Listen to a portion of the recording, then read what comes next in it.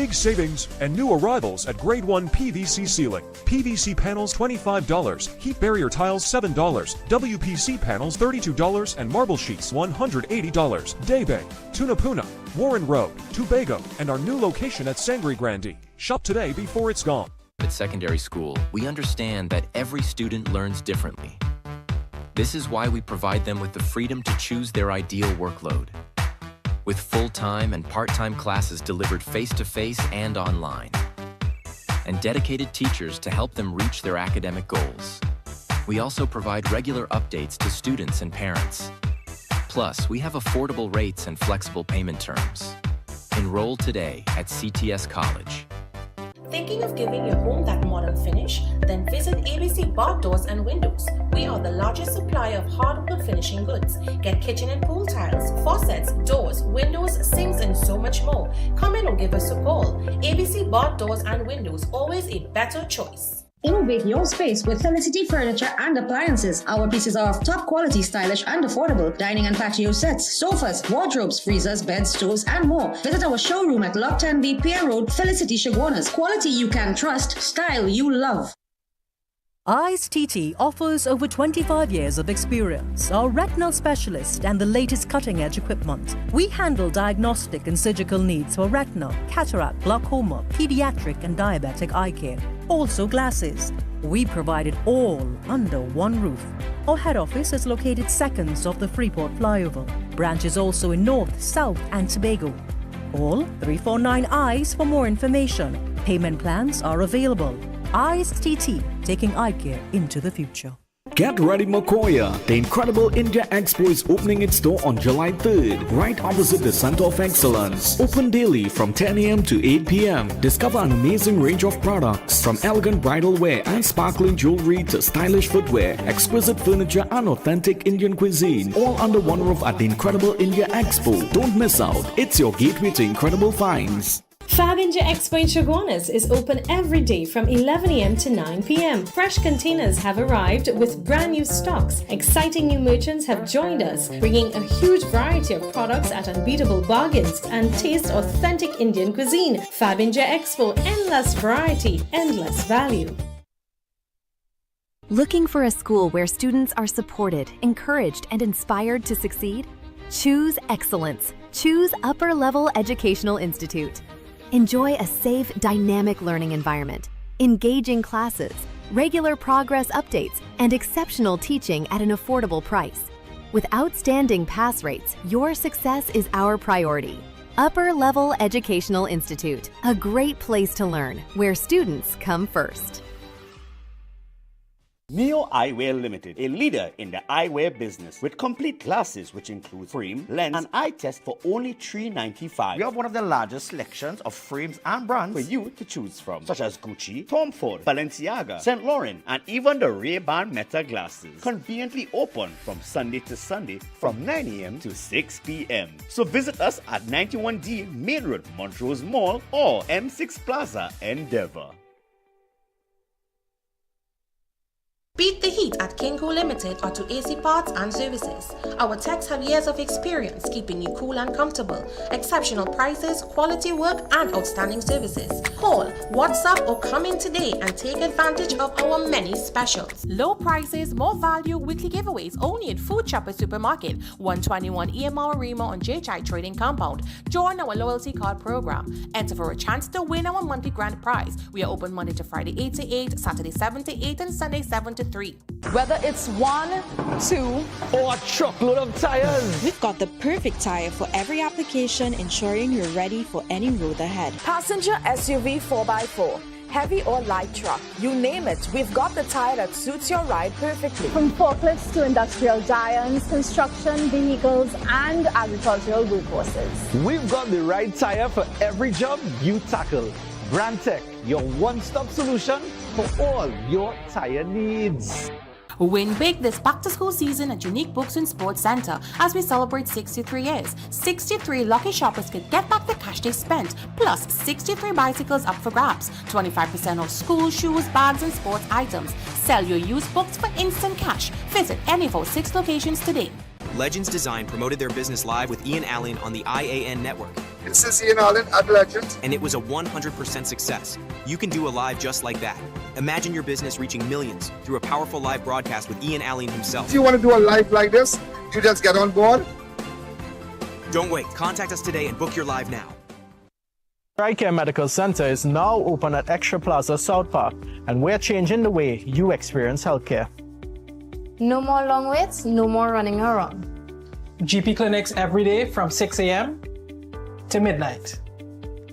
Full specialist services. X-rays. Ultrasounds. And the most affordable, accredited medical lab. All in one place. Fast, modern, accessible.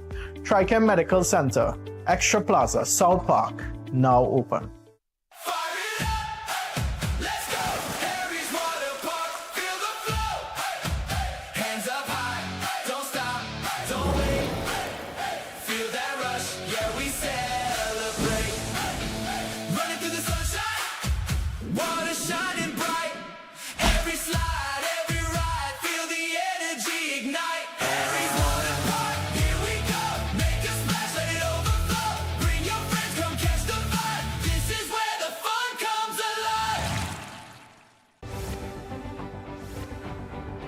Taj Diamond is redefining luxury living in Georgetown, Guyana. This upscale community is rapidly emerging as the country's next crown jewel, located in one of the region's fastest-growing and most sought-after destinations. Perfectly positioned along the New Heroes Highway and the newly completed Busby Dam Road, Taj Diamond offers the ideal combination of convenience, connectivity, and prestige. And now, the vision is becoming reality. Construction is underway and progressing exceptionally well. From foundation to finish, every detail reflects superior craftsmanship, modern design, and exceptional quality, delivering unmatched value. Choose from stunning 3-story residences starting at just $499,000. Select from spacious 3, 4, and 5-bedroom homes offering up to 2,350 square feet of beautifully designed living space. Each residence features premium finishes, chef-inspired kitchens, elegant contemporary bathrooms, and private 2-car garages. Enjoy flexible payment plans, up to 50% in-house financing up to 10 years, and an optional leaseback income program designed to help maximize your returns. Developed by an internationally experienced team of licensed architects and engineers with more than 50 years of expertise and over 6,000 homes completed worldwide. Now is the perfect time to secure your place in this exceptional community before completion. To explore all developments, visit us today. Legends Design promoted their business live with Ian Allen on the I.A.N network. This is I.A.N at Legends. And it was a 100% success. You can do a live just like that. Imagine your business reaching millions through a powerful live broadcast with Ian Allen himself. If you want to do a live like this, you just get on board. Don't wait. Contact us today and book your live now.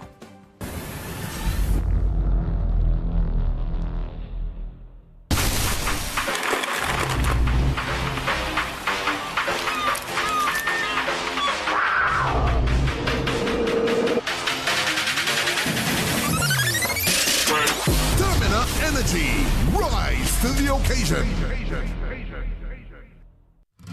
KC Ginger Mint, your trusted natural wellness. Now with more healthy options. KC Ginger Mint with honey and lime, KC Ginger Mint with orange, and KC Ginger Mint with lemon. Natural and trusted for generations. Imagine life at Taj Dream Ogle, the ultimate standard in luxury living and architectural mastery in Guyana. Perfectly positioned just minutes from the Ogle Corridor, Ogle International Airport, Movie Town Mall, Gift Land Mall, ExxonMobil's new headquarters, and central Georgetown. This condominium development is thoughtfully designed to create a vibrant lifestyle community featuring elegant residences, cafes, restaurants, boutiques, wellness spaces, and a lively central square. Inspired by Europe's renowned urban villages, each residence features expansive 10-foot ceilings, bright open concept layouts, gourmet kitchens with stunning Carrara marble countertops, sophisticated bathrooms, secure indoor parking with 1 to 2 reserved spaces per unit, and premium finish throughout. Energy-efficient systems ensure modern, sustainable living without compromising comfort or style. Beautifully designed 1, 2, and 3-bedroom residences starting at just US $243,000. For Guyanese nationals, an exclusive pre-launch incentive offers an incredible US $100,000 off. Today, you can see where Taj Dream Mogul begins. Tomorrow, you'll witness the magnificence it becomes. To explore all developments, visit us today.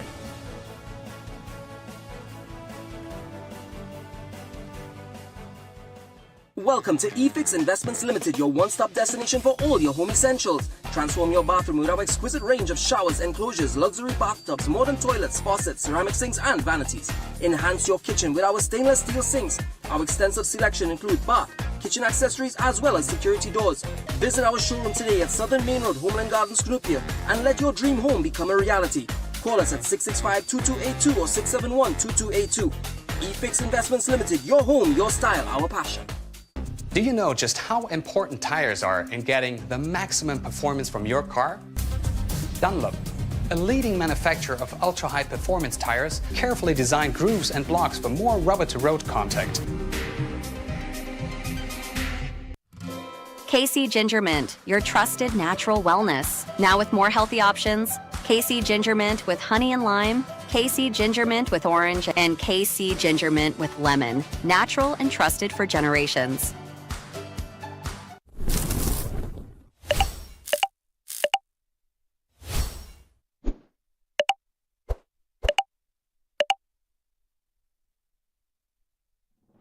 To our dedicated audience and millions worldwide, with just $5 you can support our operations and be part of the important work that we do every day. Contribute while you're watching. It's fast and easy. Send your support via PayPal to oneian.allen@gmail.com or to our First Citizens account. For our international supporters, Swift code provided for smooth, secure transfers. Thank you for standing with us.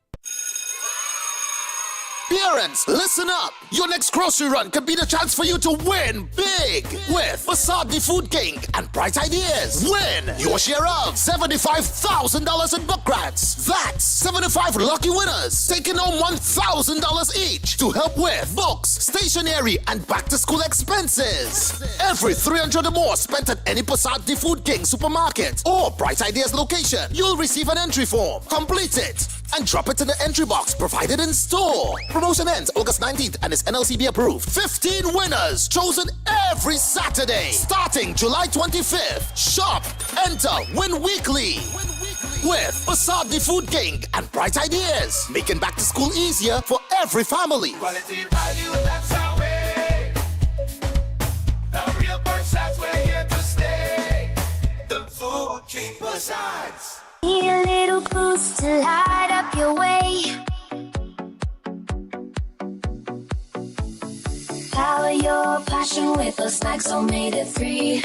Feel the focus, feel the energy. Oh, snacks.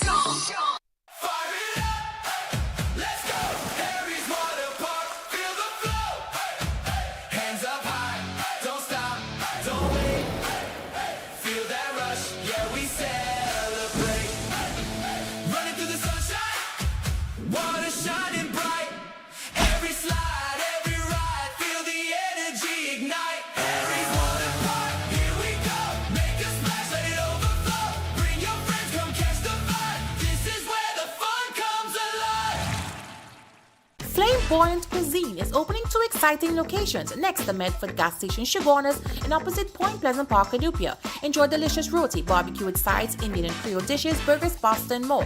Breakfast from 5:45 a.m. at all 4 locations. More flamboyant, more flavor.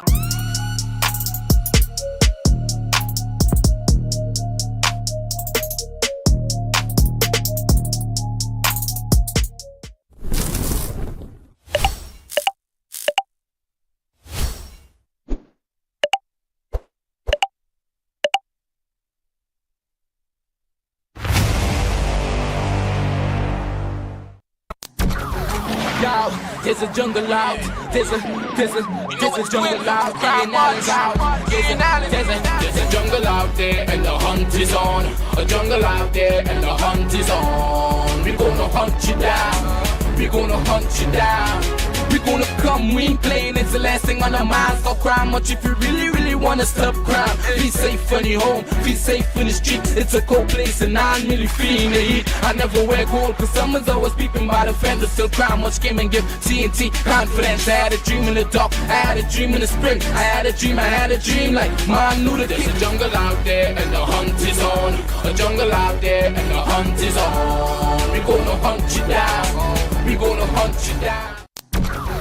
Yo, there's a jungle out, there's a jungle out, there's a jungle out there and the hunt is on. A jungle out there and the hunt is on. We gonna hunt you down, we gonna hunt you down. We gonna come, we ain't playing, it's the last thing on our minds. Stop crime much if you really wanna stop crime. Be safe in your home, be safe in the street. It's a cold place and I'm really feeling the heat. I never wear gold cause someone's always peeping by the fender. Still crime much came and give TNT confidence. I had a dream in the dark, I had a dream in the spring. I had a dream like man knew that there's a jungle out there and the hunt is on. A jungle out there and the hunt is on. We gonna hunt you down, we gonna hunt you down. Yo, there's a jungle out, there's a jungle out, there's a jungle out there and the hunt is on. A jungle out there and the hunt is on. We gonna hunt you down, we gonna hunt you down. We gonna come, we ain't playing, it's the last thing on our minds. Stop crime much if you really wanna stop crime. Be safe in your home, be safe in the street. It's a cold place and I'm really feeling the heat. I never wear gold cause someone's always peeping by the fender. Still crime much came and give TNT confidence. I had a dream in the dark, I had a dream in the spring. I had a dream like man knew that there's a jungle out there and the hunt is on. A jungle out there and the hunt is on. We gonna hunt you down, we gonna hunt you down. Yo, there's a jungle out, there's a jungle out, there's a jungle out there and the hunt is on. A jungle out there and the hunt is on. We gonna hunt you down, we gonna hunt you down.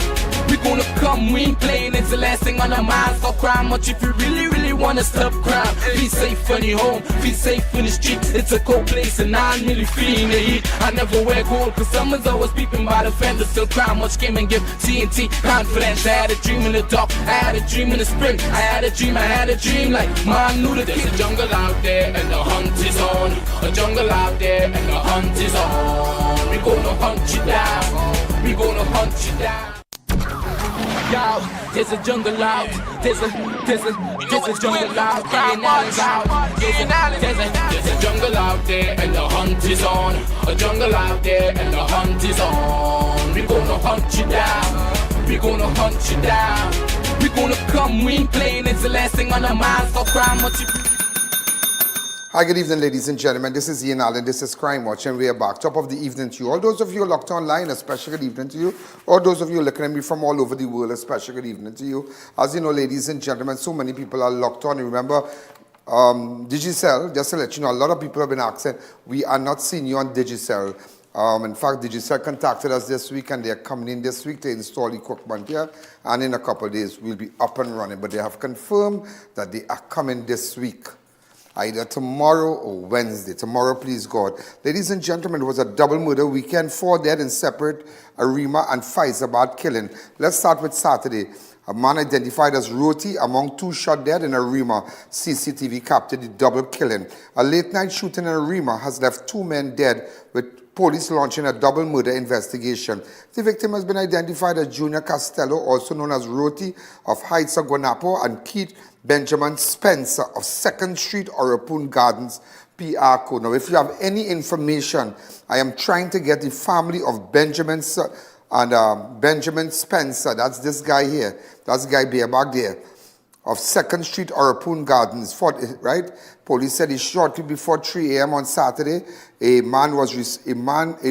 report was received of a shooting in progress along Faffan Street, Arima. First responders were dispatched to the area and arrived to find 2 men lying motionless. Both were pronounced dead at the scene by a district medical officer. CCTV footage of the shooting showed several persons awaiting their orders by a roadside vendor when a man walked up and shot one of the victims in the head. As the crowd scattered, the suspect The suspect shot and killed another man who was fleeing before making, before running off. I'm just showing you here, look the area here. Just showing you what was going on. Look at this. In front of everybody buying soup, in front of everybody. One man was running and he was shot also. Look at it. Look at this man selling soup here. This man come up with a hoodie. Watch this. Normal, watch. In front of everybody. While the other man running. Strange enough. He could have shot anybody, but it was a very calculated execution. One shot.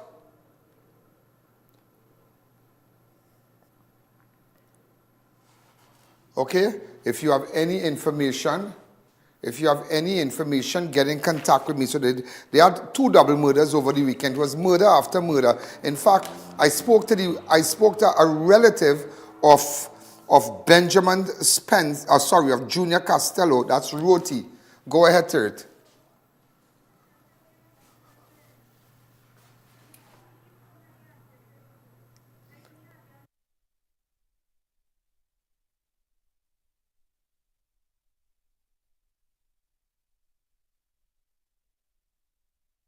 And gentlemen, in fact, I visited the scene. Go ahead.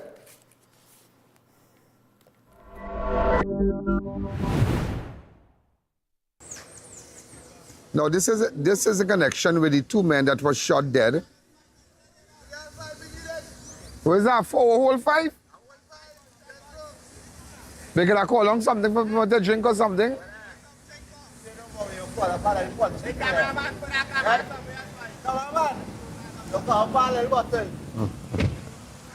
Is that cool scene, man? Yeah. It's just Jones, yes? Anyhow, so we go in. And let me tell you what's going on.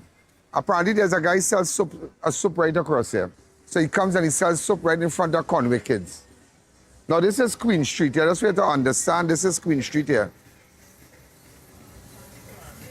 So after the shooting,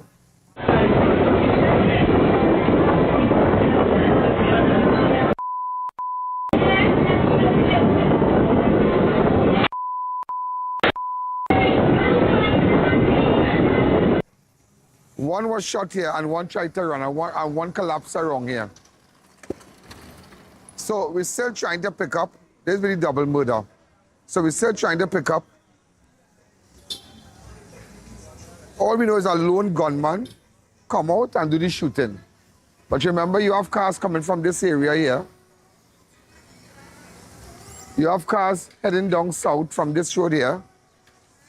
And you have cars heading down, these cars going down to the east, a western direction, heading a western direction. So you don't know exactly where, and this is a busy place because apparently the guy who sells soup, he's very popular, I feel. Everybody buys soup from him at this area. Somebody even recommended I should come at night. And this is Queen Street here. He sells soup around here. This is right opposite Talparo, Brazil, San Rafael, taxi stand across here. All right. Good afternoon. Good. Come on, Bongs. My name is Emily Williams. Emily Williams, how are you? Good afternoon. You all right? You come to your body shooting, I ain't seen nothing. I swear to God. Where is he? You remember the video that said, Mushiga boy? Yeah. I see the girl want to beat another girl there and I say, it's me kill the girl, Miss Allen. And it's not me. You didn't kill the girl? I didn't kill nobody. What story was that again? Why me and the girl fighting for somebody, man? You was the one who was talking. I hear you. Oh, you was fighting for the man? I'm my man. Are you a man? Trouble. When that happened? Recently, then, Miss Allen. Miss Allen, it looks sweet. So you fighting for man? No, I don't fight for man. Man is running me down. Man running you down? Man running me down. I mean, Miss Allen. Yes. Serious? Miss Allen, are you in truth? That Miss Allen in truth? Miss Allen, sweet boy. Miss Allen, you're real sweet. Oh, you fight for me?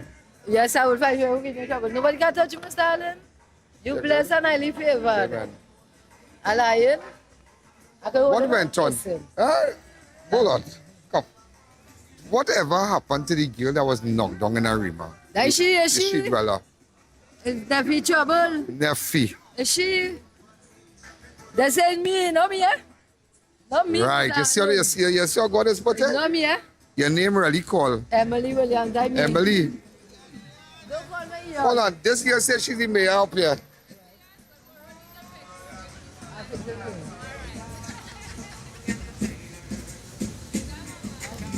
Hey, don't ask the people for nothing. Come. Our boss thing for you to drink after. We're going to take a drink. What you going on? Listen, what really went over with you and that girl? They said she was trying to cross the road. I'm not sure if she, this is based on what persons who are wrong said. She tried crossing the road and SUV, I don't know the color or the number plate. Every time she smoke cocaine, she want to beat me for my man and them. But how long ago she went off on a substance? She was since teenager, but she got clean. Wow. She got clean for 2 years and she ended up in a relationship. You lie. I swear. So you want cocaine? No, I smoke a little thing. I smoke weed. 16 years now. Hey, boy. I see dancing, girl, Mr. Allen. That why is. Hey, Rabba Dabba David, turn on the. That why is. Ask anybody. I like to wine, Mr. Allen. But you don't do anything. But who bouncer? This is somebody bouncer. This is a teacher in Boys RC. Come now. This is a teacher. Mr. Allen, we taping. This is a teacher from where? Boys RC. And that why nothing never come out of it. Yeah. They say she don't deserve nothing, me know, Mr. Allen. I mean, she don't deserve nothing. Mr. Allen, the girl was a person I want to talk too much. That does not give anybody the right to knock her down. She don't, yeah, but she was dying to Mr. Allen. Okay, but still. But you get knocked down. So that is why they try to cover it up as a teacher from what? Boys RC school. I don't know that. They say Boys RC school. Boys RC is where? They up so. They say a woman. A woman driver. That I hear. Boys RC, you see?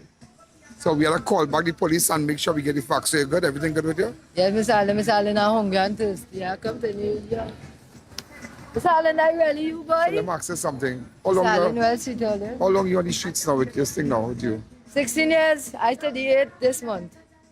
So why to go back home and try to get help and then? Go back home. They want me home to Tampico by Mr. Ralphie. I will call over. So you just derail a little bit. You have passes and then? No. What college you went to and then? I went to Guayco High. Guayco High? High school there, Guayco High in Grandi. And you had boyfriend and then? Husband, my favorite husband was David Wickham. I hope you hear him on TV. You went back? If I went back again, my young woman choke my way. I like you. You feel it too big. So you just in the gears up here? I love you. Good.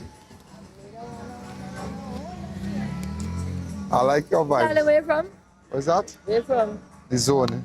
Where you from? The zone.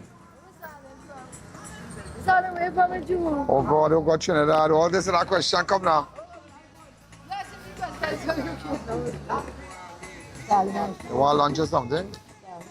We're getting a nice lunch. Up so by KFC. So you and I have to walk the road? There you go, I like something. Mr. Allen, please.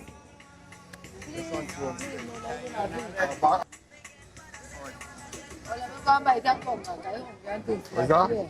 I'll go and buy I can't get anybody to go and buy. Are you telling Mr. Allen? There you go. Stop here for me, you. No, I don't have 20. Hi, what are you doing? Come take a picture, pass.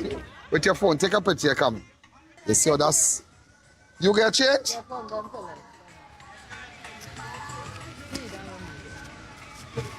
Wait, but you real good boy? Wait. Watch it. Don't shit, mom, so she want to get changed, but I think that's it. I can help you. Jones, sting up here, boy. Realize, sting up here, boy. Realize, so.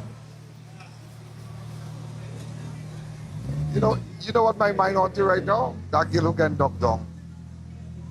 You see how, sorry, not change what you see, but you realize how things can really come out? And that thing on my mind, every time I come out, who knock down that girl? Based on what persons who are wrong said. She tried crossing the road and SUV. I don't know the color or the number plate. Who's the or anything investigating like that. officer and you want justice? And they really blame this girl. But it's not that girl.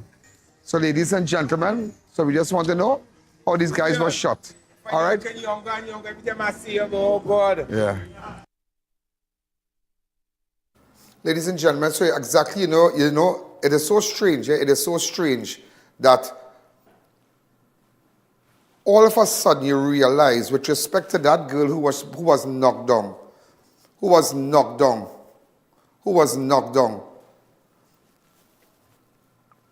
you realize there's somebody from boys' school.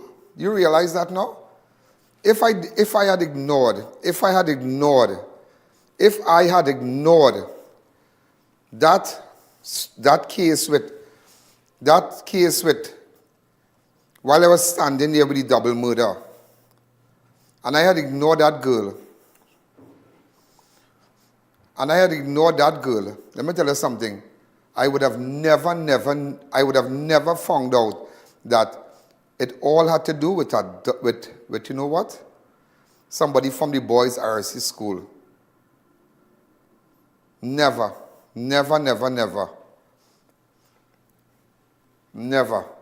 So now you realize the boys' RC school, what exactly is going on? That a school teacher from the boys' school knocked down that girl. And that is why the police never wanted to get involved in it. That is why nothing was going on. Do we have that entire interview?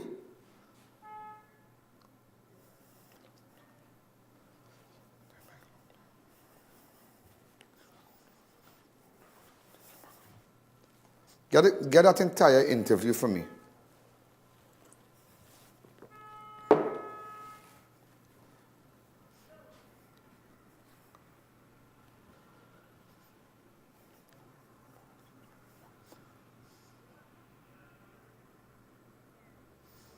How long is that interview?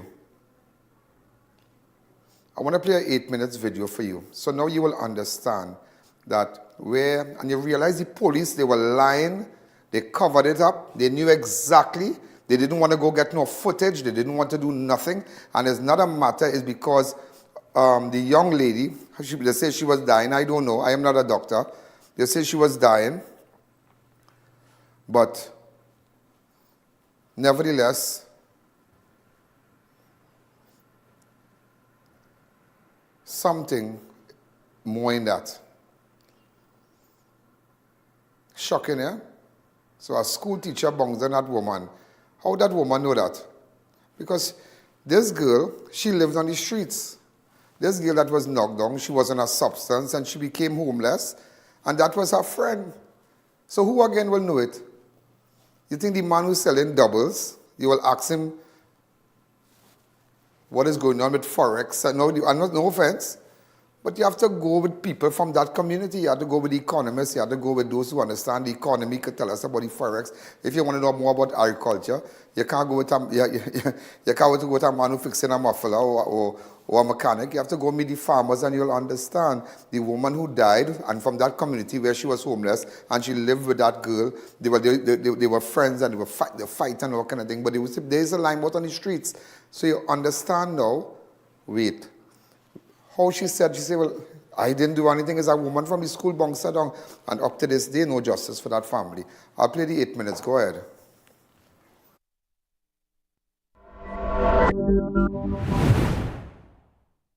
Ridge Road and Devonish Street in Arima. Now, very interesting. This is very sad because I want you to know that. Hello, how are you doing? Wonderful, handsome. What's that? Hello, Mom. So, like how can I ride from this woman? All right? Right, so very interesting is that this woman here, which is the sister and the mother of the person, she was knocked down by this grey gate across here. Right? Mom, when was the last time you saw your daughter? Tell me. I haven't seen her in a while because she don't really live with us. How old? 33. 33. And what is her full name? Nefertiti Philip. Pardon me? Nefertiti Philip. Nefertiti Philip. Yeah. Now, sad to say, she went off on a substance. Yes. And she became, well, I won't say homeless because she was never homeless. No. She decided to leave home. Yeah. All right, she have a perfect home, perfect family, perfect mother, perfect sister. Yeah. But she decided to do things on her own. It was so sad. But tell me the day she was knocked down. What you know about that day? Tell me. Oh, well. Come here, you come here. Tell you better. Tell me. Well, on the 3rd of June, they say approximately around 5:30 to 6:30 p.m., she was hit, well, it's alleged. Hit by that, right across the gate. So if my guy could just come across here and go straight to that grey gate, okay? So we're not sure if she really got hit, but eyewitnesses were there and they said that the vehicle hit her and was about to drive off, and then when they realized that persons were looking, she stopped. It's alleged again that the driver is a woman.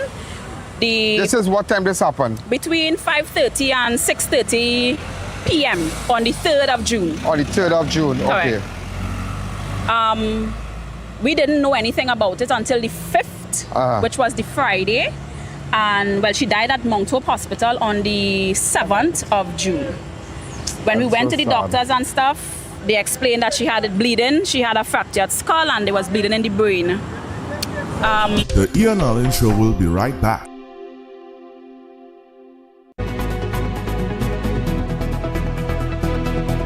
Sando East constituency executive steps down. PNM Women's League condemns Manning's conduct. $24 million jackpot fuels lotto interest. 5 persons saved at Blanchisseuse Beach. Stay tuned, these and so much more coming up in the news at 7. Stay tuned for our 7 p.m. news. Makoya, discover the all-new India in Style Expo, the exciting new chapter following Incredible India Expo, open daily from 10 a.m. to 8 p.m. opposite the Center of Excellence. Shop beautiful bridal and temple wear, jewelry, footwear, home furnishings, decor, puja items and much more. Try some of the delicious items at Zyka Restaurant and enjoy refreshing drinks from AK Juice Center. India in Style Expo, a complete Indian shopping and lifestyle experience.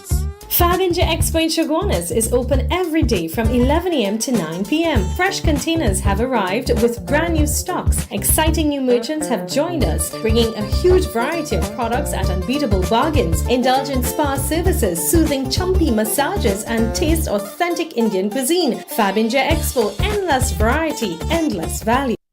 Do you have breaking news, community news, and upcoming events? Contact our newsroom at 226-1-I.A.N. or 259-4-I.A.N.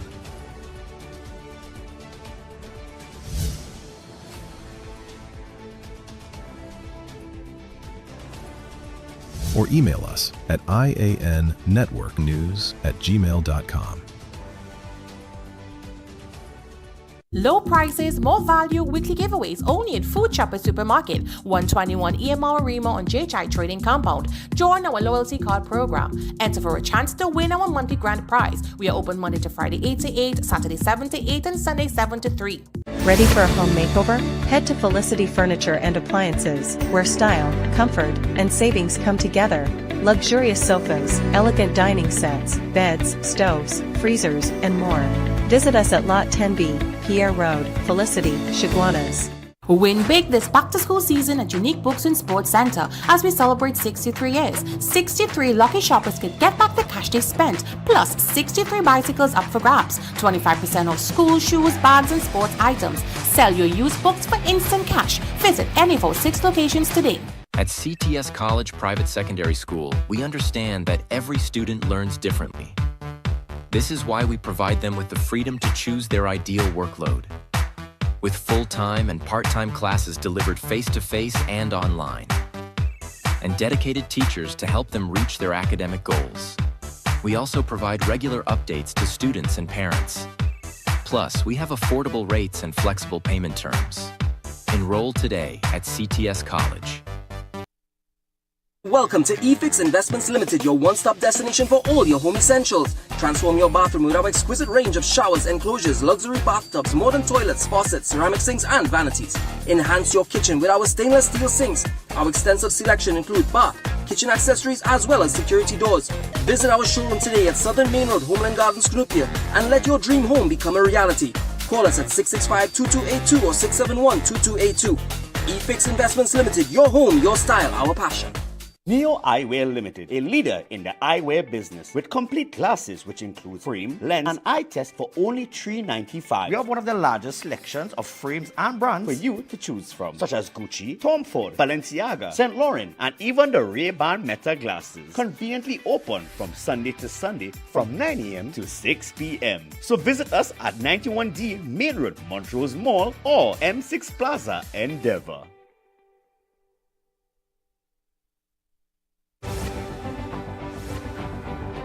Taj Diamond is redefining luxury living in Georgetown, Guyana.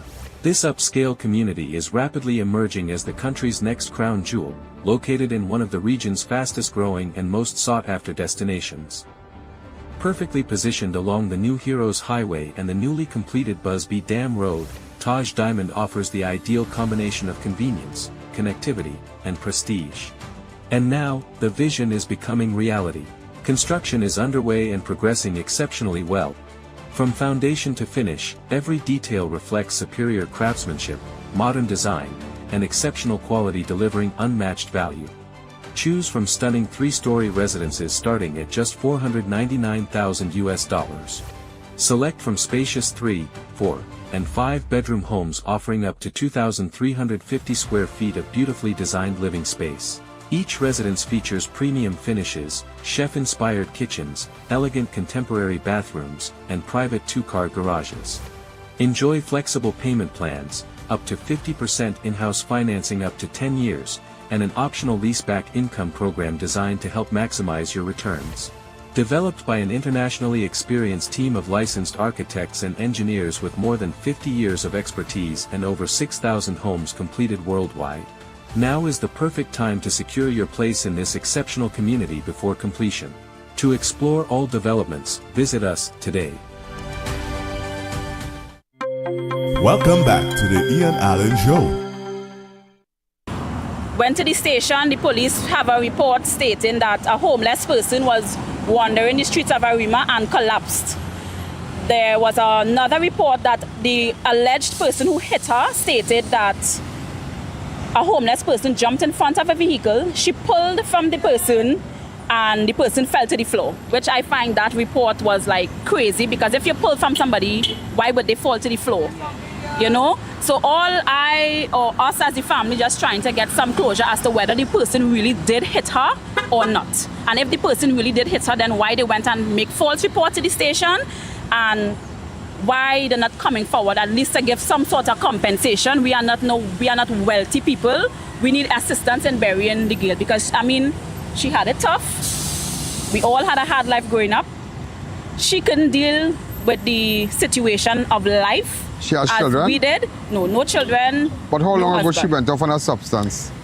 She was since teenager, but she got clean. So so now you realize, ladies and gentlemen, that girl, why I brought back that story, because that girl, Nefertiti, right? Nefertiti. You realize who bongs on that girl now?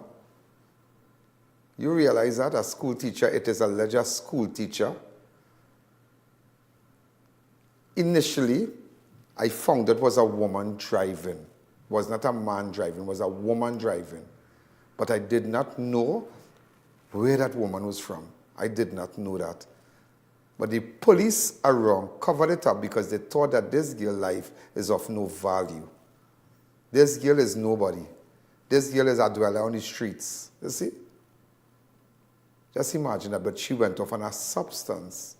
Lo and behold, when I met this girl now, this lady here, earlier on, go ahead. Wait, but you real good boy. Wait. Watch it. Don't shit, mom, so she was not get changed, but I think that's it. Hi, good afternoon. Jones, stick up here, boy. Realize, stick up here, boy. Realize, so. You know what my mind on to right now? Come back to me. So now you realize, ladies and gentlemen, why I stress so much on that? Because you realize that who bongs on the woman? You understand? You realize that, hold a second. Who bongs on the woman? Also, in another story, Faizabad attack turns deadly.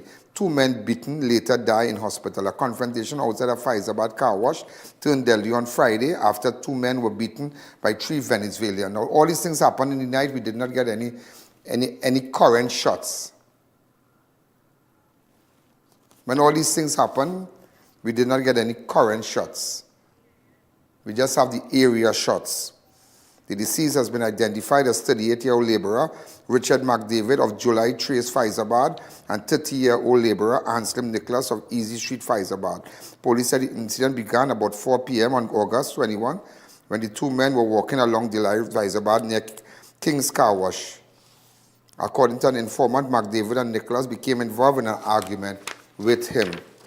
Also, ladies and gentlemen, in other news, a body of a 45-year-old man recovered near Nyland Pool in Tobago. The body of Ravi Silochan was recovered from waters off Tobago. It had a video where he was seen earlier sitting on the beach, sitting on the sand, just relaxing. Look at him.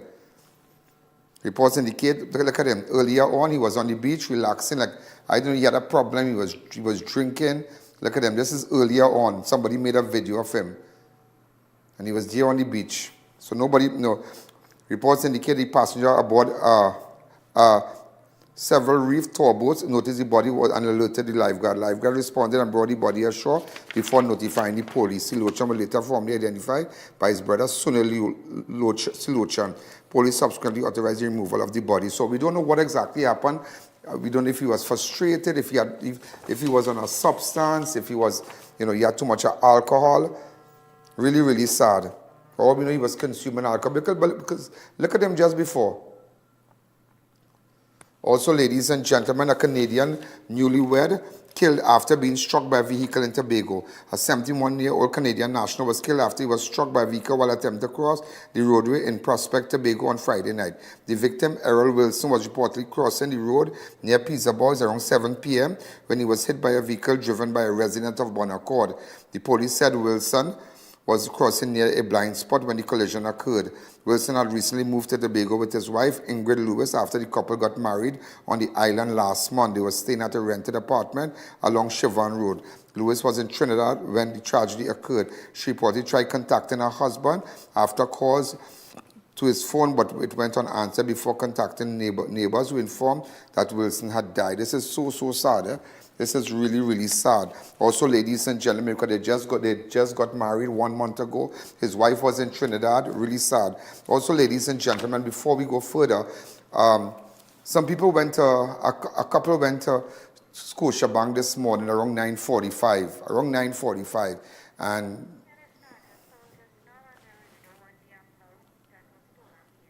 no, we would not air the amount. No. So what happened is that the money was to buy they run a business, and they went to make that deposit at the bank through the deposit bag, with the deposit bag, and you have the key and you open the box and whatnot. And this happened around 9:45 today. 9:45 right outside Scotiabank in Price Plaza. 3 fellas. So while he was doing that, so you don't know if these people, they were watching persons outside from the bank. But today I visited the outside of the bank and realized they have the best cameras there. And I said, no, this has nothing to do with the bank. Huh? This has nothing to do with the bank. This incident took place outside of the bank. But then the bank should have had some security outside. I don't know their business, but it's very costly to put that security outside, but I know they have security inside. So you can't say, well, but they have cameras, and that's a big plaza, a lot of people moving, but they went up to him and they grabbed the bag and they ran, the deposit bag, and they ran. I spoke to them today only to realize that Ms. Rupnerine, her sister-in-law had gotten married to an uncle of mine, but they broke up and she died and whatnot. Hema and her son named, I think the son, Leon. So we are cousins, a kind of family, and I was so happy to see her, Mrs. Rupnarayan. And I spoke to her earlier this afternoon, so that's why you need to be careful when going to make night deposits and, you know, just a wake-up call. Okay, let's go straight to it. We went to Price Plaza this morning about 9:45. When we reached there, as soon as I opened the door and I hand him the money to go and deposit in the night safe.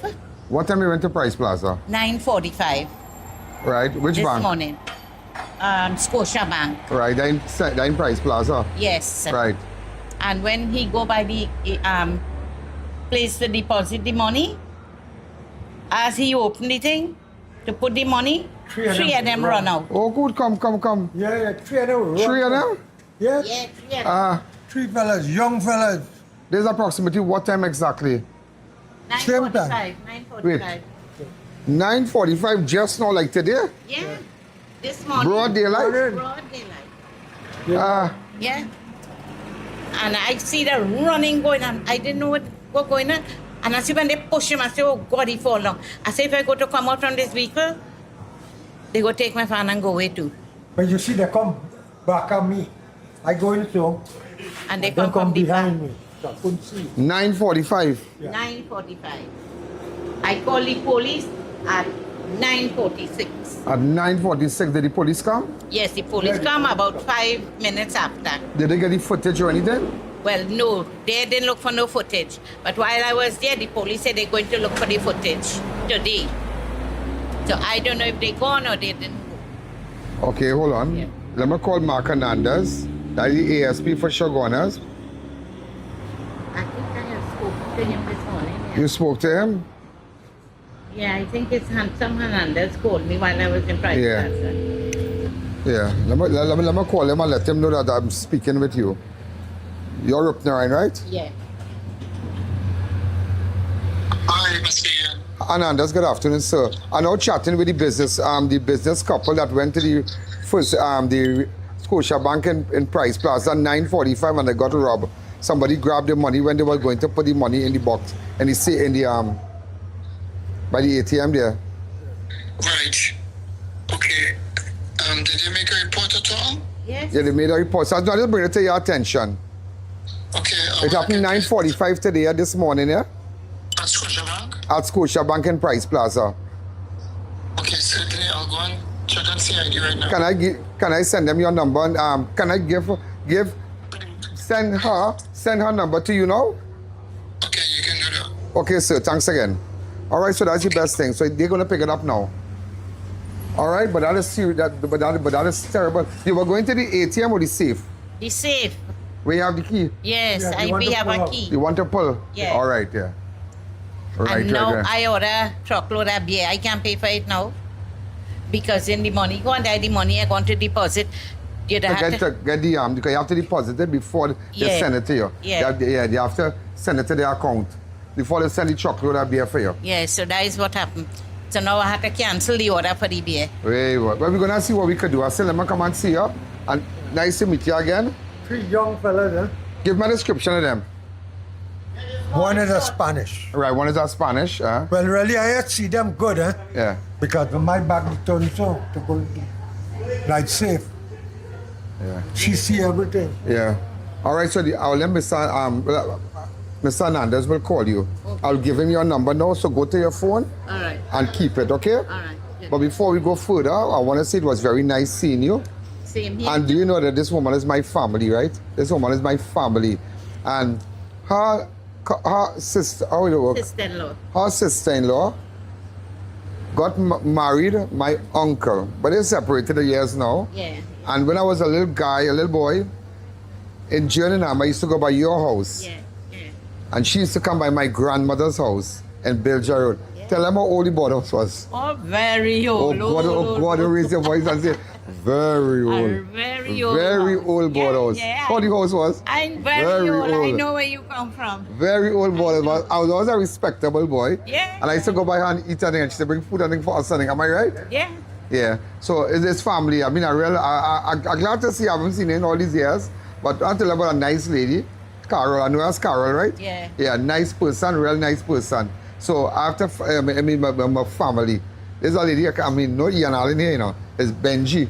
Yeah, Benji. Right, Benji. Yeah, you understand? Ian Allen is Benji. But so, Carol is my daughter. My name is right. Joyce. Your name is Joyce. I know Carol. Carol is your daughter, the little girl. Yeah. Well, I know she's big now. She have children and now. Yeah. Right. So, anyhow, so we're going to make sure Hernandez looks into it, but this is a very serious thing. It's very sad. Yeah. All right? It happened at 9:45 this morning. Yeah. So they should have some security. So you open the... Yeah. I now want to open it, you know. To make the deposit. Yeah. Scotia Bank, right? Yeah. 9:45. Are we going down there now? Yeah. All right, sir. Thanks again. Yeah. Okay, I go on. Thank you again. Yeah, I'll come on live with you and then. Bye-bye. Yeah, I'm going to talk to them. Thanks again. Yeah. Ladies and gentlemen, this is I.A.N. I just wanted to show you, this is the Scotia Bank here. This is the safe across there. As you can see, there are cameras above, right there. Now, this is 9:45. This is 9:45. This is where the guy would put, he said he opened the safe to put the money. And it was a lot of money to pay for our entire truck of beers. So this is Price Plaza here. This is right outside Scotia Bank. Now this is a very easy crime to solve because there are a lot of cameras above. Police should have already been on this already. There are cameras all around. These are cameras here. These are the best cameras they have here. Those are very good cameras. These are high tech. You have Scotia Bank, right? Sorry, you have Price Plaza. All around there are cameras. So this is, I'm just showing you the area. Thank you again. The I.A.N. Show will be right back. Watch Crime Watch at 5:45 p.m. and every weekday at 7 p.m. the news goes live on the I.A.N. network. Watch us on our available providers: Flow Hub TV, Channel 122, Flow ABS, Channel 123, Amplia, Channel 126, Green Dot, Channel 18, Upticks, Channel 109, and RVR Networks, Channel 13. With more providers coming soon, just days away. I.A.N. Network is coming to Digicel. Also available on YouTube and Facebook. The news you have been waiting for is now here. KC gummies are here. Juicy fun and that chewy bite you can't resist. Choose your favorite from classic bears, sharks, sour worms, gummy dinosaurs, worms, or the mixed animals. Whatever your gummy mood, there is a KC candy gummy for everyone. Big savings and new arrivals at Grade 1 PVC Ceiling. PVC panels $25, heat barrier tiles $7, WPC panels $32, and marble sheets $180. Daybay, Tunapuna, Warren Road, Tobago, and our new location at Sangre Grande. Shop today before it's gone. Ready for a little escape? Make your next staycation unforgettable at Sunset Beach Resort in Mayaro. Enjoy a relaxing day of sun, sea, swimming, and family fun with comfortable accommodations and refreshed modern spaces, perfect for your island getaway. And yes, day passes are available. Kids 12 and under are only $25, while adults are $75. Your day pass includes pool and beachfront access, garden huts, plus washroom and changing facilities. Sunset Beach Resort, Mayaro. Call 332-1411 today to reserve your stay. Thinking of giving your home that modern finish? Then visit ABC Bar Doors and Windows. We are the largest supplier of hardwood finishing goods. Get kitchen and pool tiles, faucets, doors, windows, sinks, and so much more. Come in or give us a call. ABC Bar Doors and Windows, always a better choice. Beat the heat at Kinko Limited Auto AC Parts and Services. Our techs have years of experience keeping you cool and comfortable. Exceptional prices, quality work, and outstanding services. Call, WhatsApp, or come in today and take advantage of our many specials.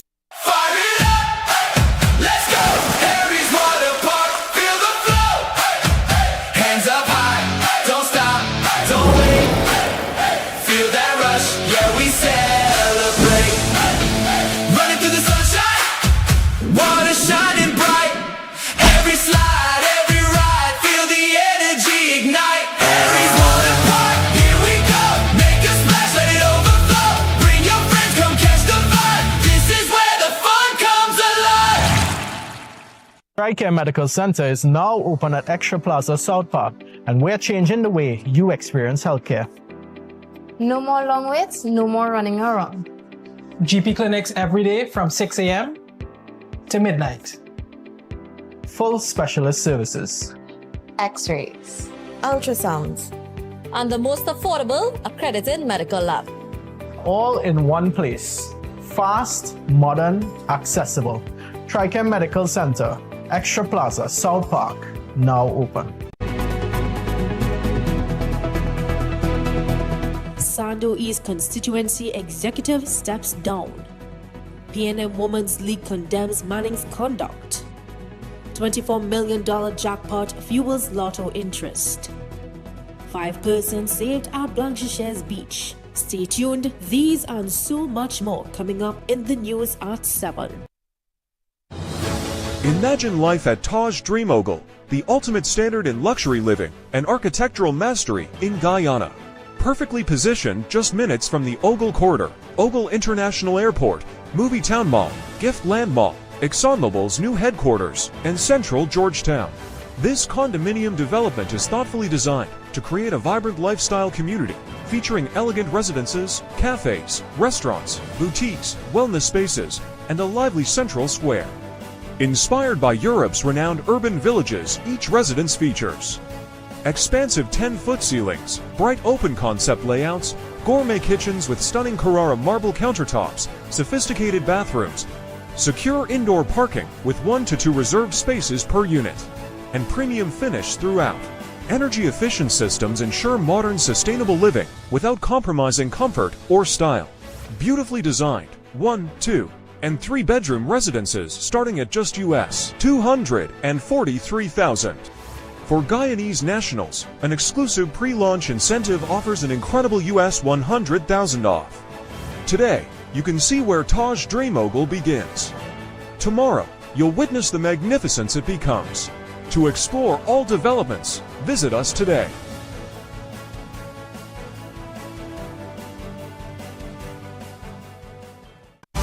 Stay tuned for our 7 p.m. news. Welcome back to the I.A.N Show.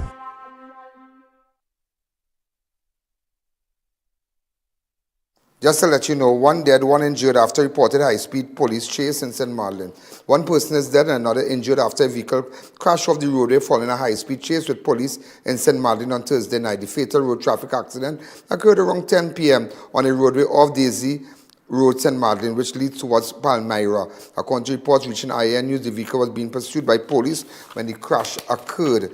1 person died in the collision while another sustained injuries and was taken for medical treatment. Also, a South Oropouche baby mystery takes twist as finder claims to be newborn, that the newborn is hers. A stunning twist has emerged in the case of a newborn baby girl who was found abandoned in a cardboard box along the roadway in South Oropouche. I.A.N News has been reliably informed that 23-year-old Venezuelan woman who initially claimed she had discovered the baby crying inside the box is now saying that the newborn is her daughter. The woman reportedly returned to the South Oropouche police station and told officers that the baby is hers. According to information reaching I.A.N News, the woman allegedly told police that she did not want people living at her home in St. Mary's Village, South Oropouche, to know that she was pregnant. She reportedly concealed her pregnancy from other occupants of the residence. Her admission has dramatically changed the direction of the investigation, which initially centered on identifying the person responsible for abandoning the newborn. The baby girl was reportedly discovered around 12:15 p.m. on Thursday, August the 20th, near South Oropouche. At the time, police were told that the woman had been walking along St. Mary's Road when she heard. She reportedly checked the box and found the newborn. So there's a twist to that investigation.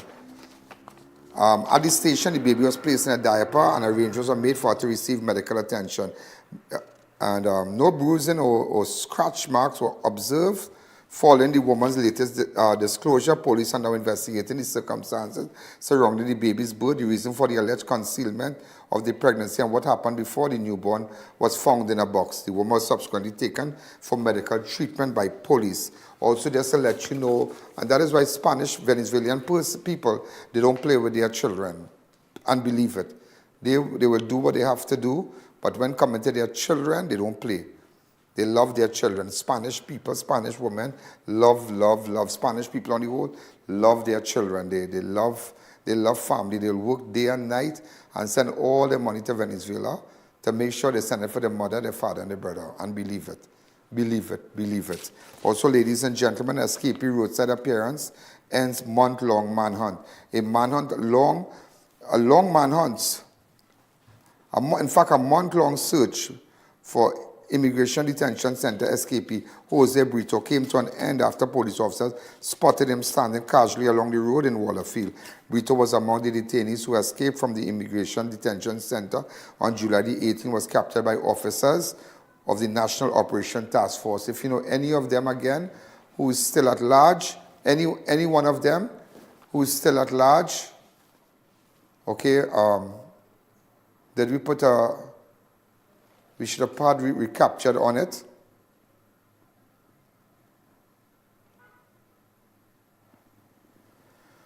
Okay, so how many of them have been recaptured already?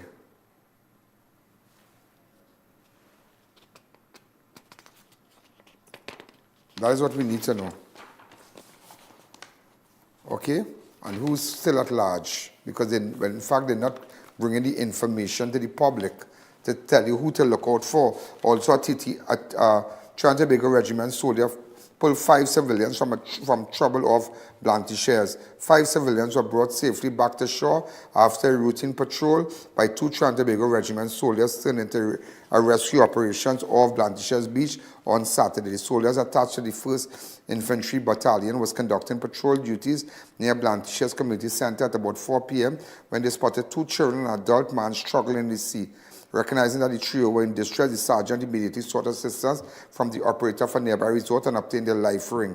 While the sergeant remained on shore and coordinated response, Lance Corporal, a regimental medic, entered the water and made his way towards the struggling group. The Lance Corporal reached the 3 civilians and provided them with a life ring, while the sergeant assisted from the shoreline as they were guided back to safety. They deserve an award.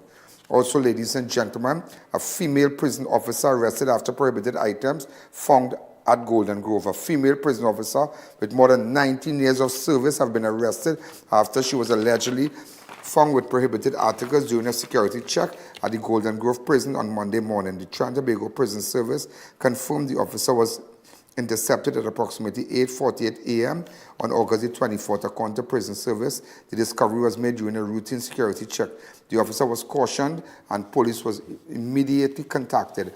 Officers attached to the Office of the Deputy Commissioner of Police Operations responded and escorted the woman to the Aruca police station, where she was assisting with police inquiries. She is expected to be formally charged. The arrest marks a significant development in the prison service ongoing efforts to stop prohibited items from entering the correctional facility, particularly as authorities have recently reported a series of seizures involving cigarettes, suspected marijuana, cell phones, and other contraband. Acting Commissioner of Prison Elvin Scanterbury praised the officers who detected the alleged activity. Also, ladies and gentlemen, San Fernando East PNM executive resigns, and amid Manning Alexis Rao, paving way for transition. Alexis will not seek re-election. Again, San Fernando East PNM executive resigned amid Manning Alexis Rao, paving way for transition. Alexis will not seek re-election. The month-long internal battle with the People's National Movement San Fernando East constituency has taken a dramatic turn with the entire constituency executive resigning to clear the way for a fresh start.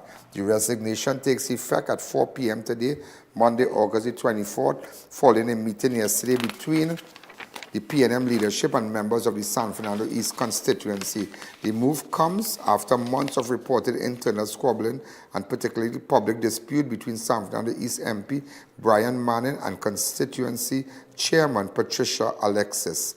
More than 20 members of the constituency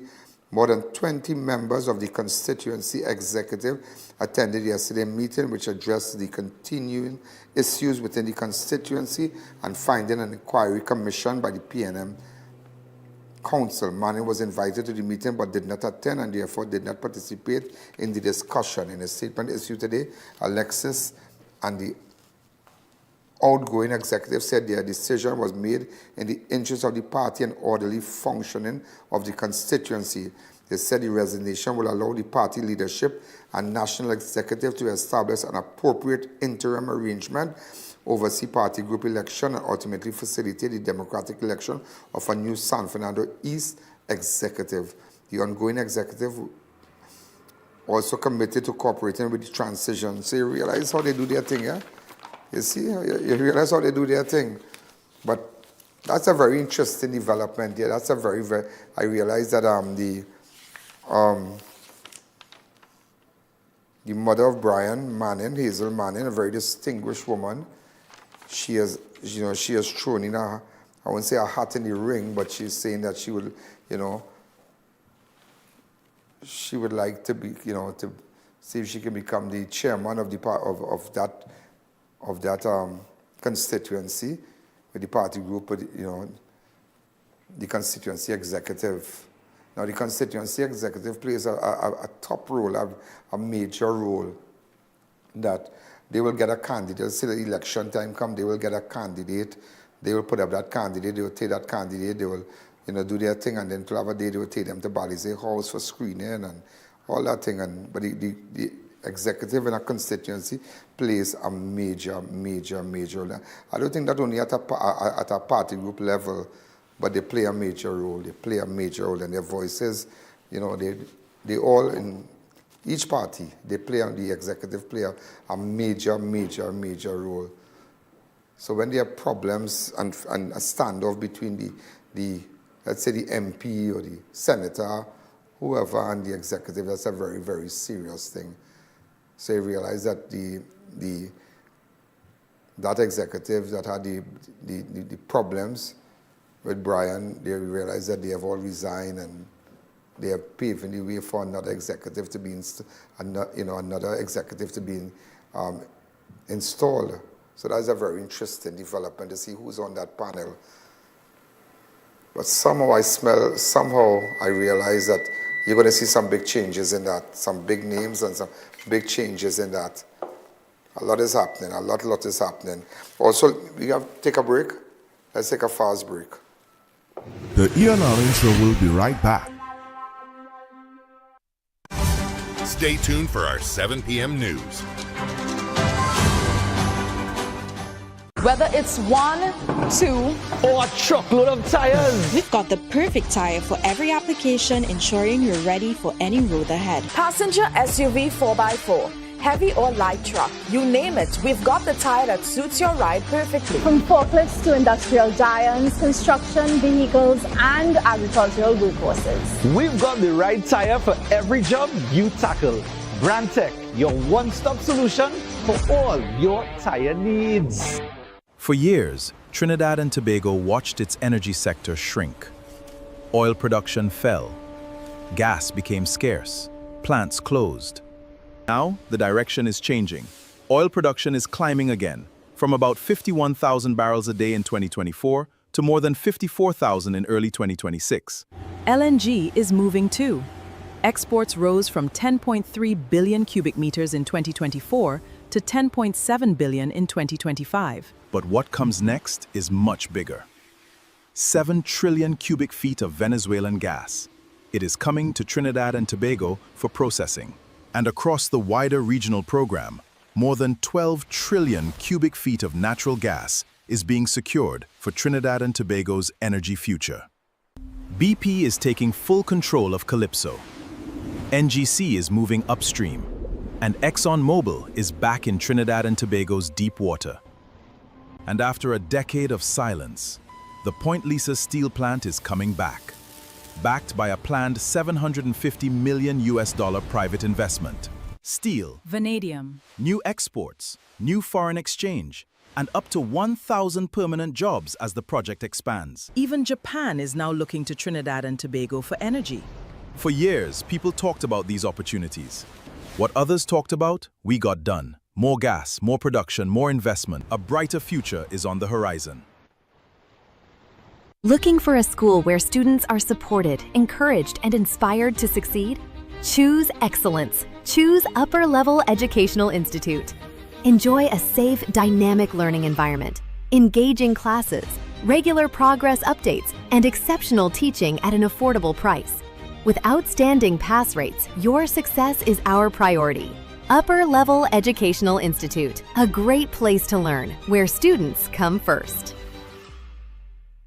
I.A.N TT offers over 25 years of experience, are retinal specialist and the latest cutting-edge equipment. We handle diagnostic and surgical needs for retinal, cataract, glaucoma, pediatric and diabetic eye care. Also glasses. We provide it all under one roof.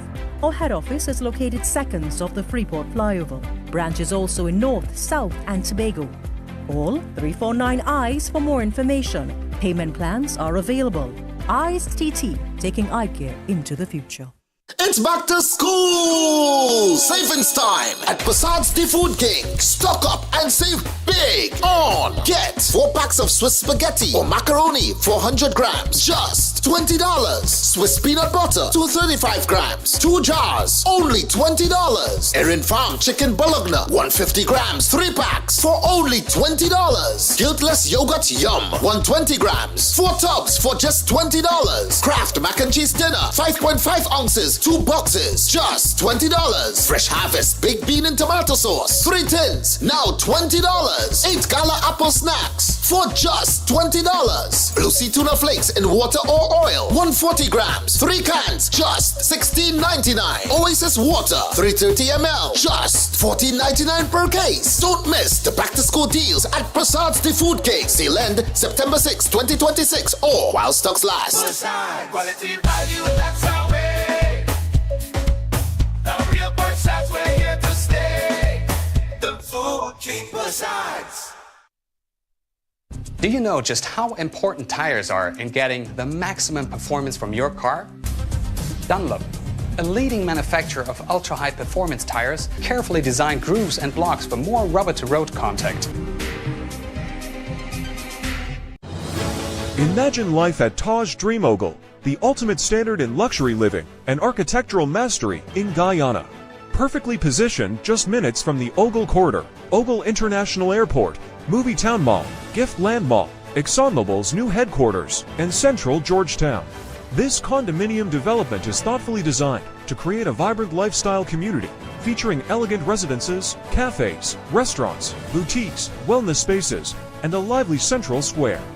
Inspired by Europe's renowned urban villages, each residence features expansive 10-foot ceilings, bright open concept layouts, gourmet kitchens with stunning Carrara marble countertops, sophisticated bathrooms, secure indoor parking with 1 to 2 reserved spaces per unit, and premium finish throughout. Energy-efficient systems ensure modern, sustainable living without compromising comfort or style. Beautifully designed 1, 2, and 3-bedroom residences starting at just US $243,000. For Guyanese nationals, an exclusive pre-launch incentive offers an incredible US $100,000 off. Today, you can see where Taj Dream Ogle begins. Tomorrow, you'll witness the magnificence it becomes. To explore all developments, visit us today.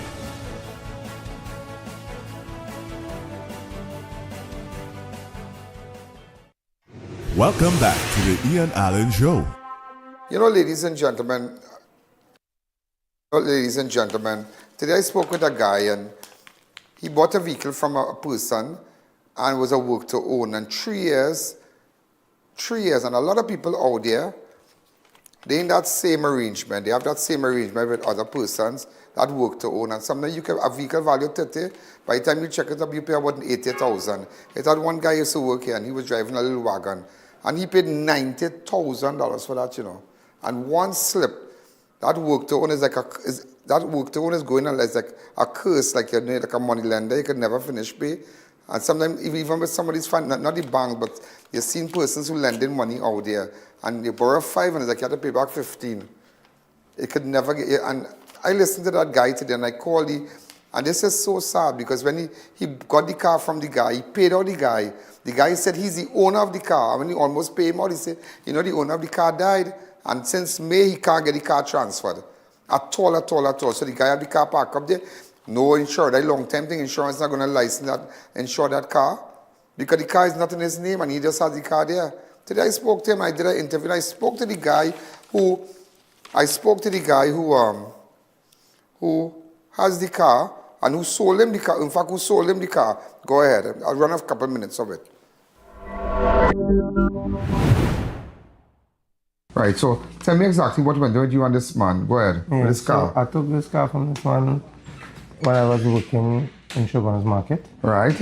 Yeah, and as it stated, okay, we're right. It is agreed as follows. Keston Joseph will be driving the named vehicle leased with him by Linton Mario Garcia. That's the person who owns the car, right? Right, correct. Okay. How much money you paid? You're supposed to pay $500. Will be made to Linton Mario Garcia on a weekly basis on or before every Monday at 9 a.m. by Keston Joseph. Keston Joseph promises to fix and pay for any incidents or accidents occurring of the named vehicle and whatnot.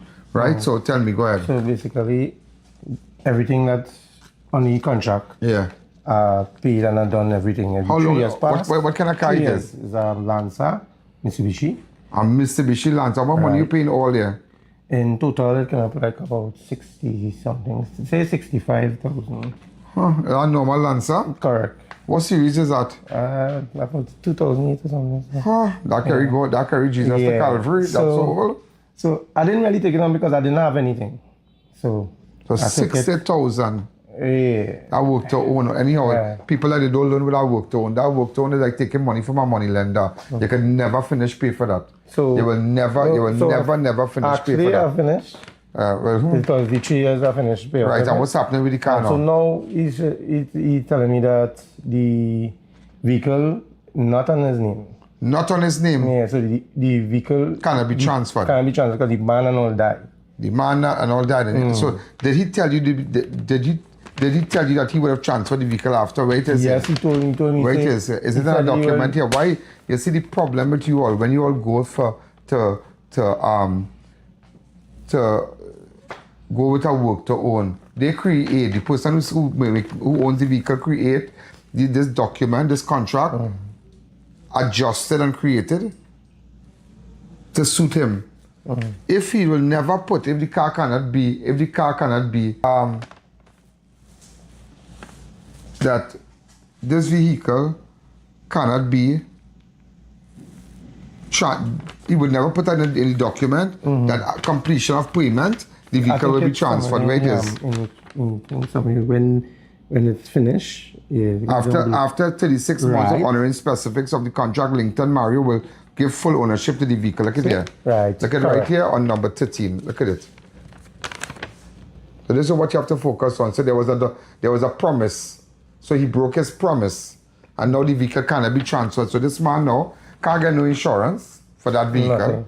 And where's the vehicle? And I changed it home at my house. Well, there's a dead horse right now. So call the man from him right now. Call the man, Linton. Call the man and ask him. Yeah, because a lot of people getting set up with this work to own. There. A lot of people. 7-4. Show yourself. Right.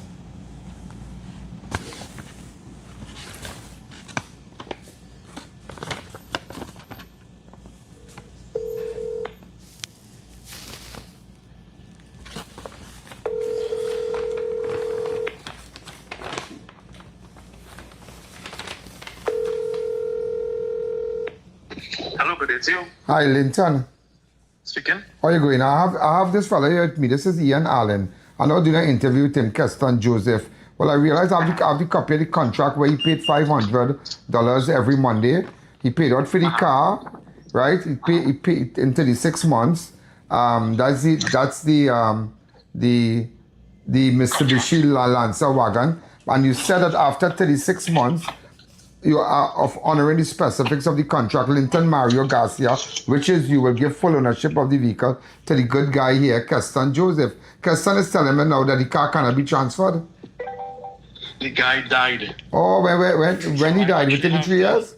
Within the 3 years. Now I'm currently trying to, which I told him he knows. Yeah, but he knows, but hold on. I understand he's angry and I understand. No, he's not angry, but but that has nothing to do with him, so he can't be sitting because he can't do nothing with the car, but you get the money.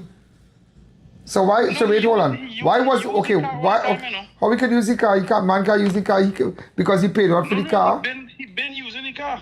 Yeah, he been using the car, but the car can't be transferred to him because you promised him that the car would be transferred. So why the man you buy the Lancer from didn't transfer it to you?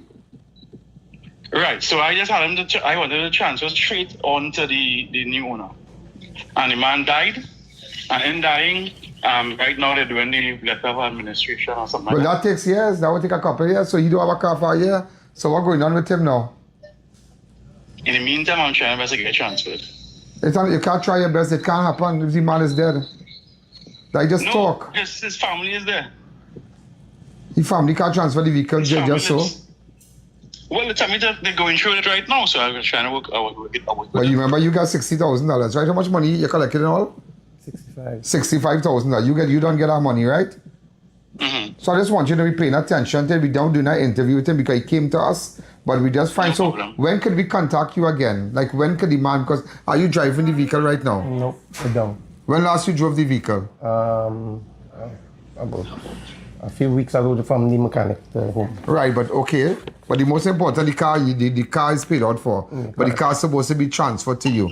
Yeah. How long have you been waiting for the car to be transferred? Since May the 26th. Since May the 26th. Mr. Gentleman, it's May the 26th. May, June, July, August. We're going into September. What price again? Let me hear how long the man have to wait. Because you did. I don't have prayers no, that's waiting on the letter of administration. But that's crazy, because you said you made sure and collect your money because anytime failure to do so, I realize you're taken by the car one time.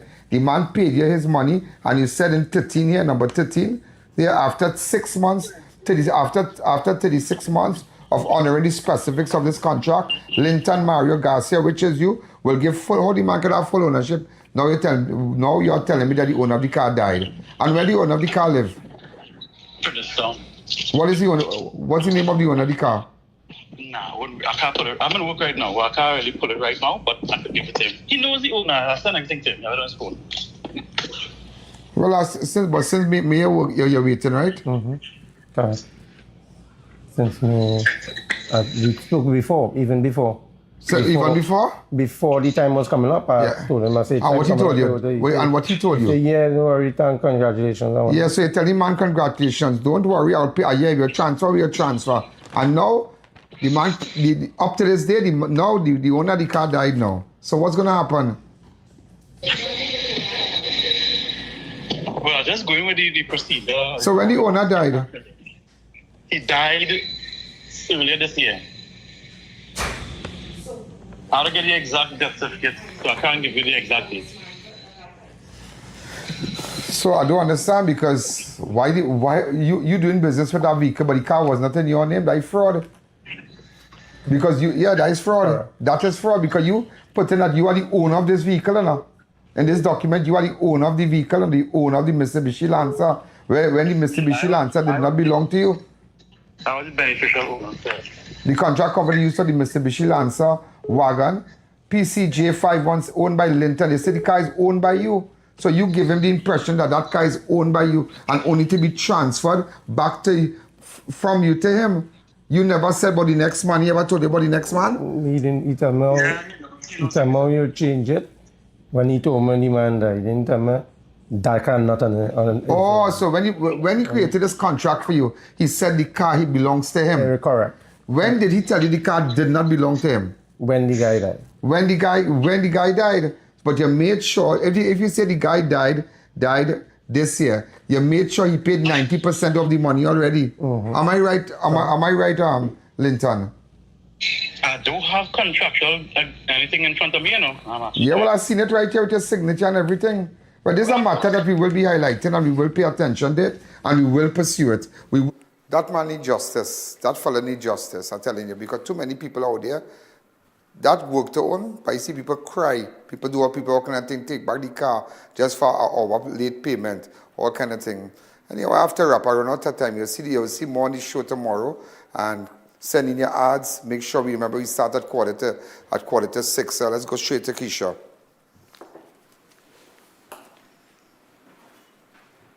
Hi Keisha, what's happening? You all right? I am good. How are you, Ian? Yeah, very, very good. I see you in all your bright colors, your summer colors. Yes, that's how you have to start the week. I think on a bright note. I think okay, on a bright note. A bright note. Let's hope we stay bright. All right? And I think James is out on his live somewhere. Yes. All right, so ladies and gentlemen, you're going to be joined by Keisha in a couple of seconds. Good night. Yo, there's a jungle out. There's a jungle out. There's a jungle out there and the hunt is on. A jungle out there and the hunt is on. We're gonna hunt you down. We're gonna hunt you down. We're gonna come win. Yo, there's a jungle out. There's a jungle out. There's a jungle out there and the hunt is on. A jungle out there and the hunt.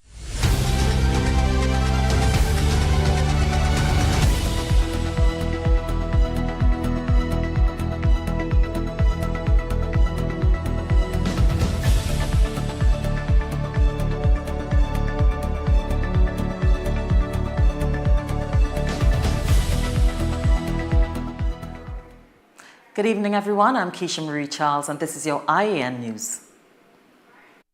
Making the headlines. San Fernando East constituency executive steps down. 5 sea bathers saved at Blanchisse's beach. POA battle daily contraband problem.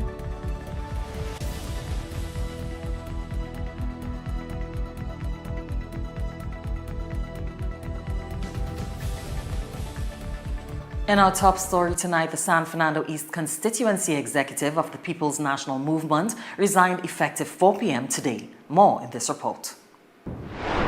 The decision, announced via statement, followed a meeting with PNM leadership involving more than 20 members of the executive to discuss ongoing constituency issues and an inquiry report commissioned by the party's General Counsel. San Fernando East MP Brian Manning was invited but did not attend the meeting or participate in the discussions. Chairman Patricia Alexis and the executive said their resignation will allow the PNM leadership to establish interim arrangements, oversee party group elections, and facilitate the democratic election of a new constituency executive. The outgoing members will cooperate with the transition and a verification exercise, while Ms. Alexis confirmed she will not seek re-election as constituency chairman. They stressed that the resignation does not represent an abandonment of the PNM or San Fernando East, noting their long-standing service and role in retaining the constituency for the party through successive general elections. The executive reaffirmed its support for the PNM's political leader and leadership, saying the party's interests are better served by allowing its democratic processes and membership to determine the constituency's future leadership. Dalisa Gurulal, I.A.N. News. The People's National Movement has defended the approach taken in addressing a dispute between the San Fernando East constituency executive and MP Brian Manning. In a media conference today, Chairman of the PNM Marvin Gonzalez said the response by the inquiry team appointed to handle the matter was record-breaking. That complaint was submitted somewhere in June or July, June, and in my recollection, in about a week time or two, the General Counsel, it was referred to the Central Executive after the leadership viewed the complaint. It was escalated to the Central Executive. The General Counsel met. I think it was an emergency General Counsel meeting was convened, and the process was put in place. I don't understand why Mr. Manning believed that the party should have acted faster. As for allegations regarding corruption in the award of contracts under the Community-Based Environmental Protection and Enhancement Program, CPEP, Mr. Gonzalez said any evidence should be presented to the relevant authorities.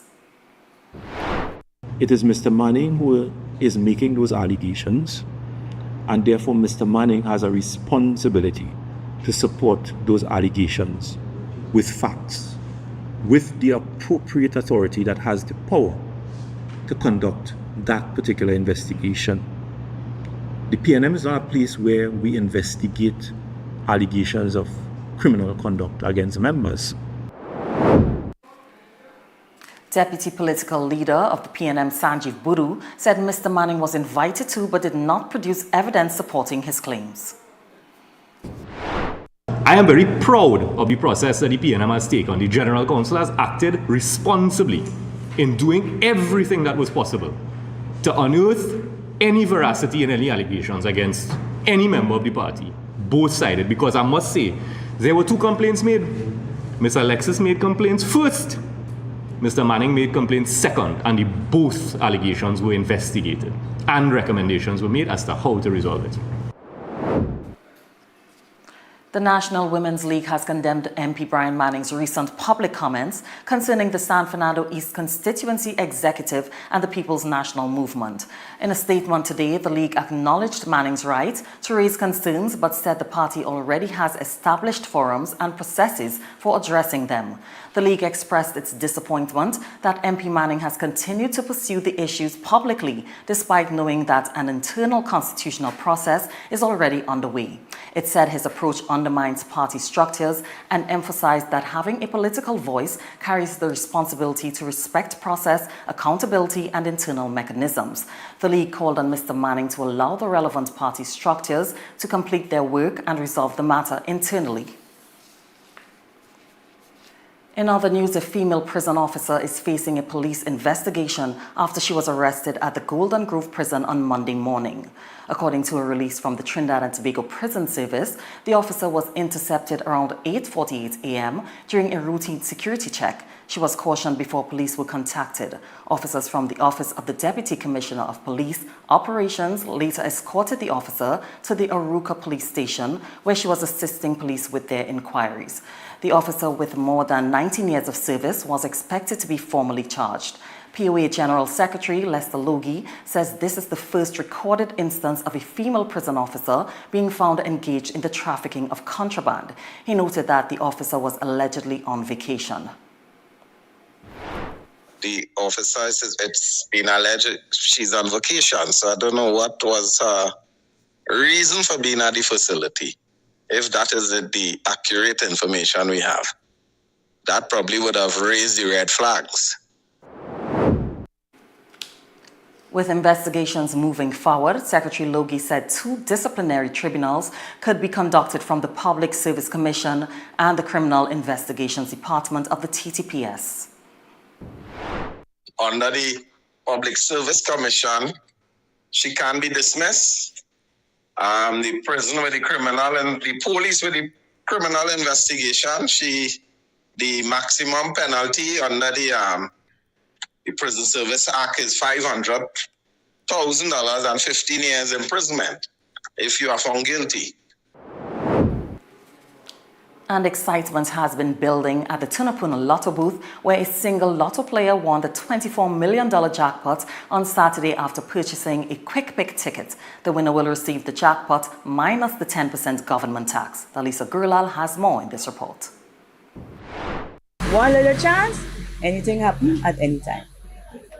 Look how surprised I am. That's just what it is. Take one chance and you could change your life.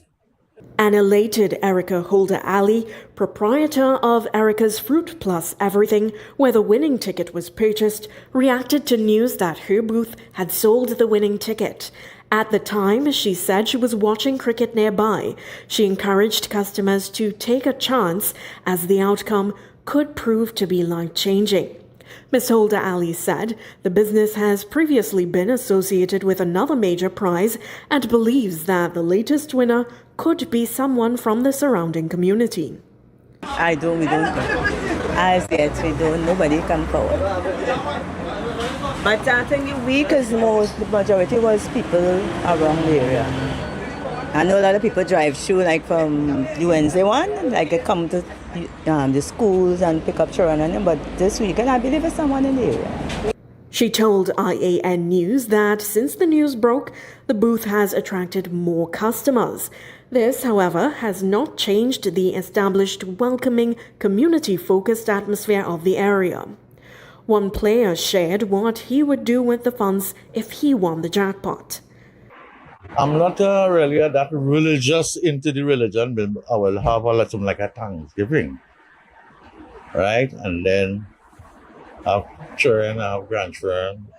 I will distribute wherever. I'm trying to help, but I got a home there where the clothes long. I would have participate. I'm really think about it, I think. Yeah, and I'll thank the Lord again, like every day I do before I go to bed.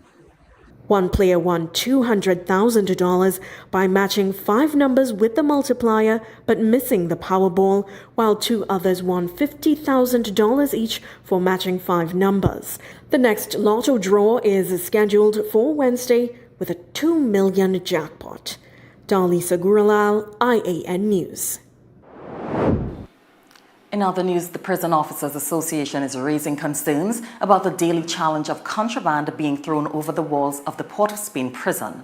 The concerns come after officers recovered cigarettes, a cell phone and other prohibited items from the remand airing yard. I.A.N. News spoke with Prison Officers Association Public Secretary Lester Logie, who says the lack of functioning CCTV cameras is making the problem more difficult to manage. Salim Banzilal has more. On Sunday, 24th of August, at about 7:55 a.m., officers intercepted and recovered several items that had been thrown over the Gordon Street perimeter wall into the remand airing yard at the Port of Spain prison. Among the items recovered were 30 packs of cigarettes, a cell phone, a wireless headset, a charging cable, and a quantity of plant-like material resembling marijuana. Prison Officers Association General Secretary Lester Logie says this is not a new problem. We have to do regular searches and things like that on the inside to try and confiscate when the items get to their intended destination on the inside. But that is a regular occurrence at Port of Spain prison. Logie says constant monitoring of the prison perimeter is a challenge, particularly because there are no functioning CCTV cameras covering the facility. He says cameras were previously operational both inside and outside the prison, but stopped working some years ago. Logie says authorities had previously indicated that new cameras will be procured, but there has been no recent follow-up. We support their position in closing our prison. I think they give them, I think, until later this year, the commissioner to move out the remanded inmates out of the prison. I hope they're working towards that, so it will limit the bags coming over the wall tremendously.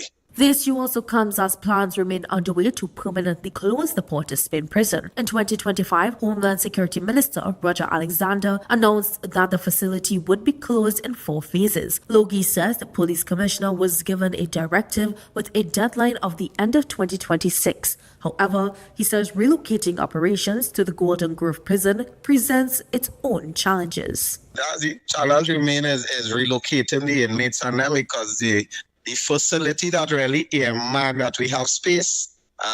There was a contract awarded under the previous administration, and we see it as putty and paint. So that is in a serious state of disrepair. The plumbing, the sewer, there are several issues with it. So they can't really put the amount of persons that should be there in there.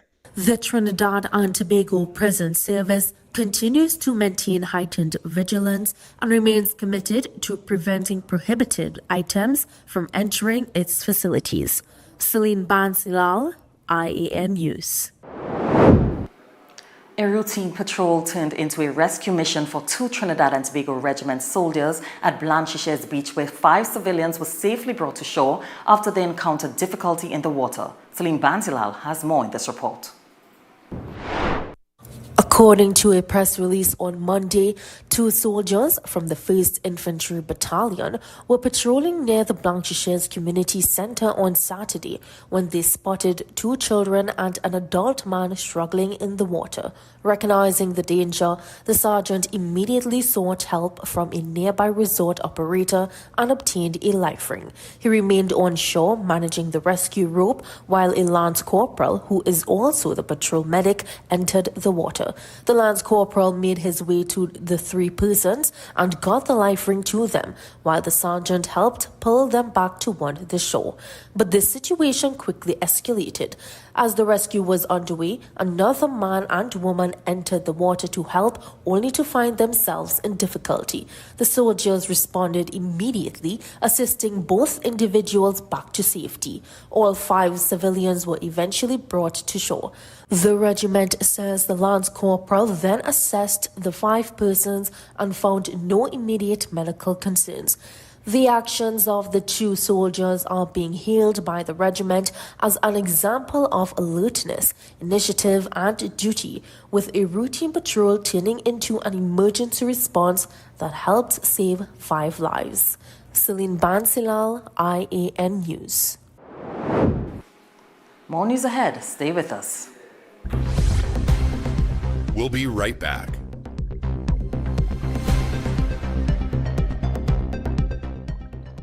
Do you have breaking news, community news, and upcoming events? Contact our newsroom at 226-1-IAN or 259-4-IAN.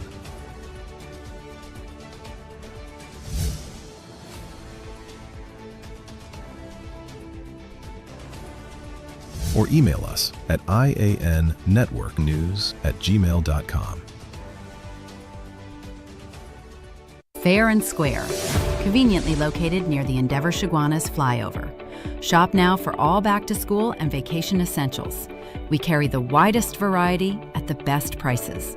Discover incredible value and a shopping experience that's fast, easy, and affordable. Fair and Square, your one-stop shop for all your household needs with safe and convenient parking. Any and everything all under one roof. Your dream home starts at Advertise Marketing Home Improvement Center. Whether you're building, renovating, or upgrading, we have everything you need. From stylish home decor, kitchenware, vanities, bed and bath essentials, outdoor furniture and mini appliances, to premium wrought iron products. Shop security steel doors, PVC and aluminum windows, zinc, RHS, stainless steel items, and custom enclosures. Visit us at Old Southern Main Road, Freeport, or our branches in Aranguez and SS Erin Road, Daybay. Taj Diamond is redefining luxury living in Georgetown, Guyana. This upscale community is rapidly emerging as the country's next crown jewel, located in one of the region's fastest-growing and most sought-after destinations. Perfectly positioned along the New Heroes Highway and the newly completed Busby Dam Road, Taj Diamond offers the ideal combination of convenience, connectivity, and prestige. And now, the vision is becoming reality. Construction is underway and progressing exceptionally well. From foundation to finish, every detail reflects superior craftsmanship, modern design, and exceptional quality, delivering unmatched value. Choose from stunning 3-story residences starting at just $499,000. Select from spacious 3, 4, and 5-bedroom homes offering up to 2,350 square feet of beautifully designed living space. Each residence features premium finishes, chef-inspired kitchens, elegant contemporary bathrooms, and private 2-car garages. Enjoy flexible payment plans, up to 50% in-house financing up to 10 years, and an optional leaseback income program designed to help maximize your returns. Developed by an internationally experienced team of licensed architects and engineers with more than 50 years of expertise and over 6,000 homes completed worldwide. Now is the perfect time to secure your place in this exceptional community before completion. To explore all developments, visit us today. We're back with the news on the I.A.N. network. Thanks for staying with us. A supermarket in Chaguanas is robbed at gunpoint. A 71-year-old Canadian national is killed in a road collision in Tobago, and 2 men are arrested in separate police operations that netted 3 firearms and ammunition. Here's the latest in our crime roundup. Two masked men are on the run after they robbed a supermarket in Chaguanas at gunpoint.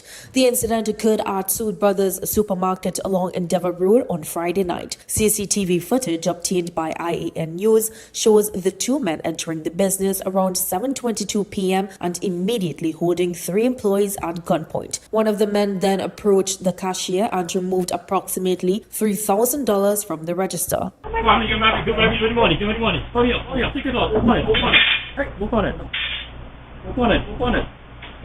Go on it.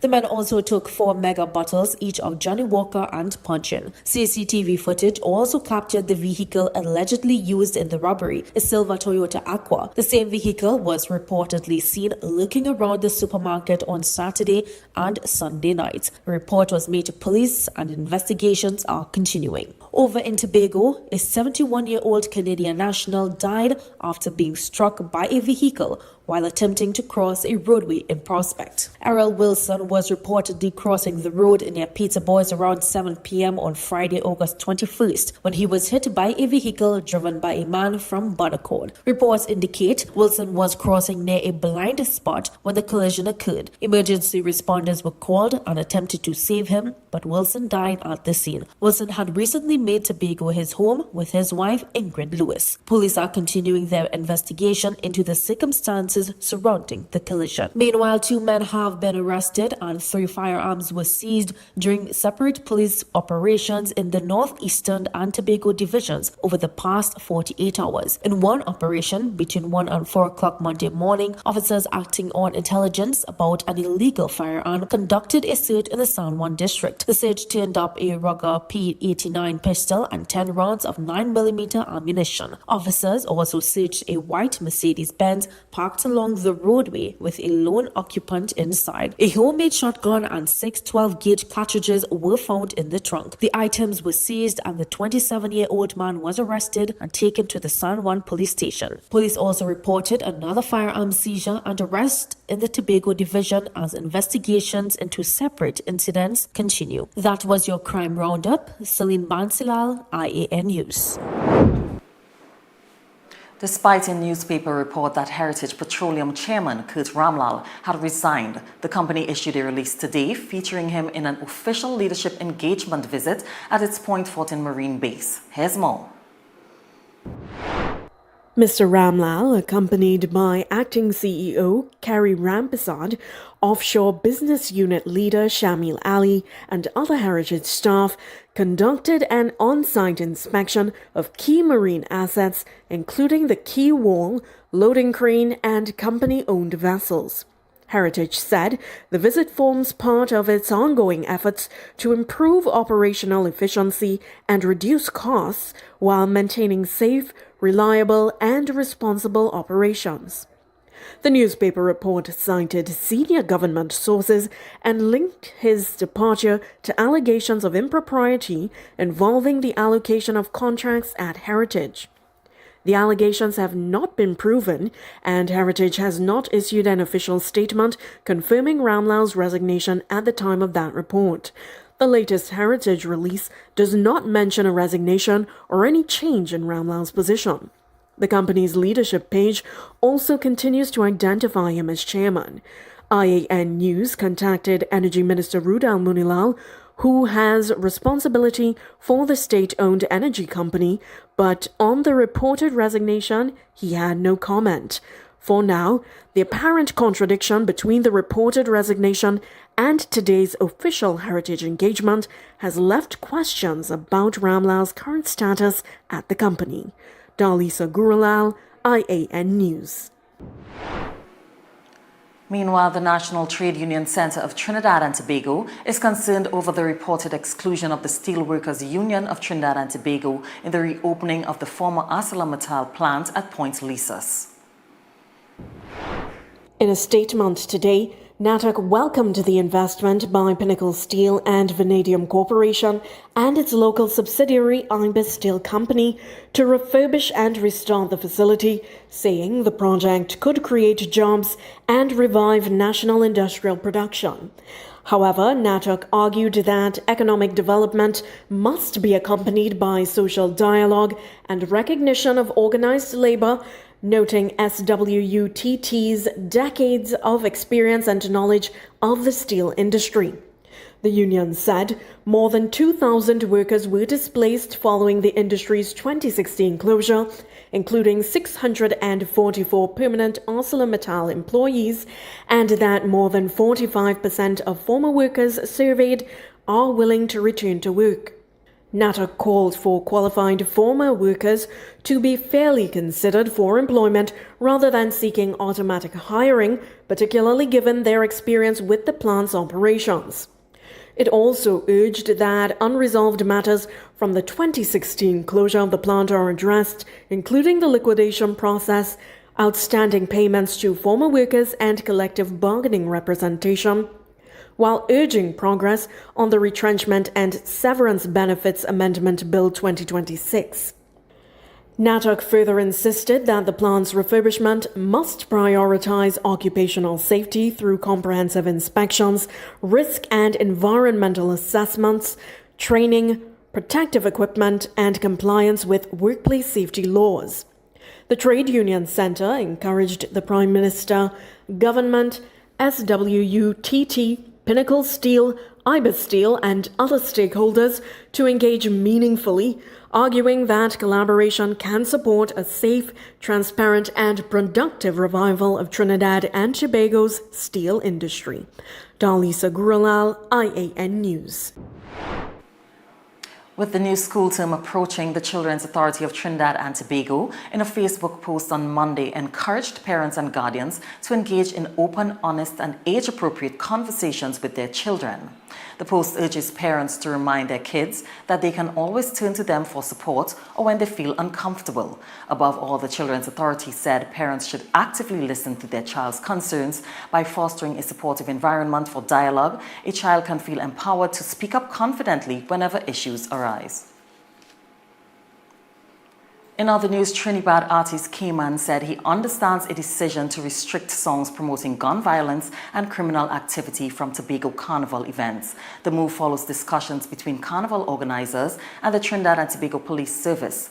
I.A.N was speaking at a conference where a truce with fellow artist Plumpy Boss was announced.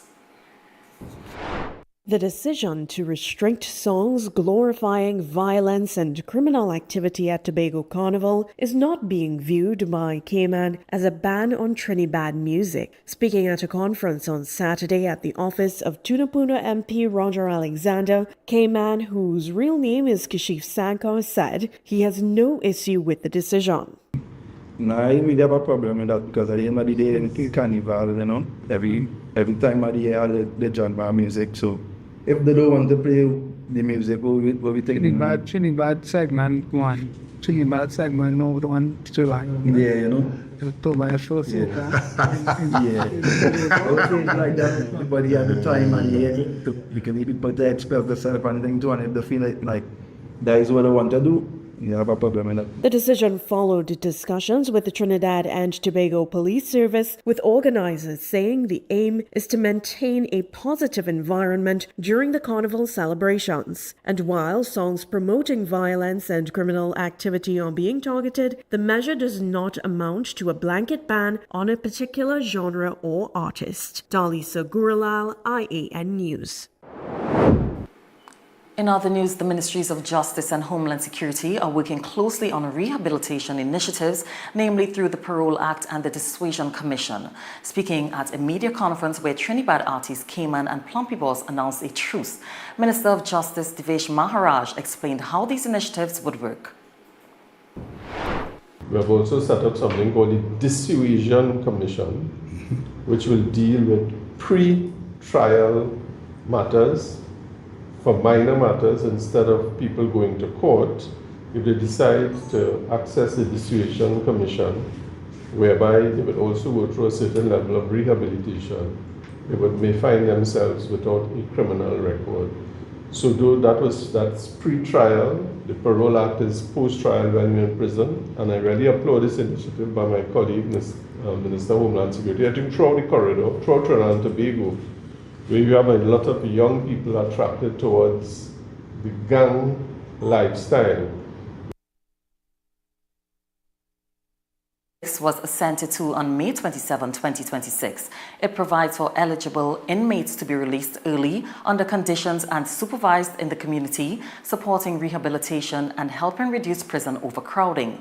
The proposed dissuasion commission is designed to complement existing law enforcement and judicial processes by promoting proportionate, targeted, and effective responses. And Irish fisherfolks from the A.A.N Fisherfolks Association are calling for equitable valuation process and greater support from energy companies. Here's more. Alicia Suraj believes the valuation process by Maritime Division is flawed. Get your house in order because checks and balances need to be taken place. You don't just get up in the morning and enforce a policy and everybody have to follow it. No, it don't work so. Gone are the days when you could fool fishermen. Right? We need to do something better. Don't do that.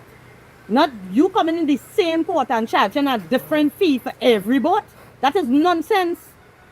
And on a normal receipt paper. Since when we just go fly by night like that? That is an issue that needs to be dealt with urgently. Right?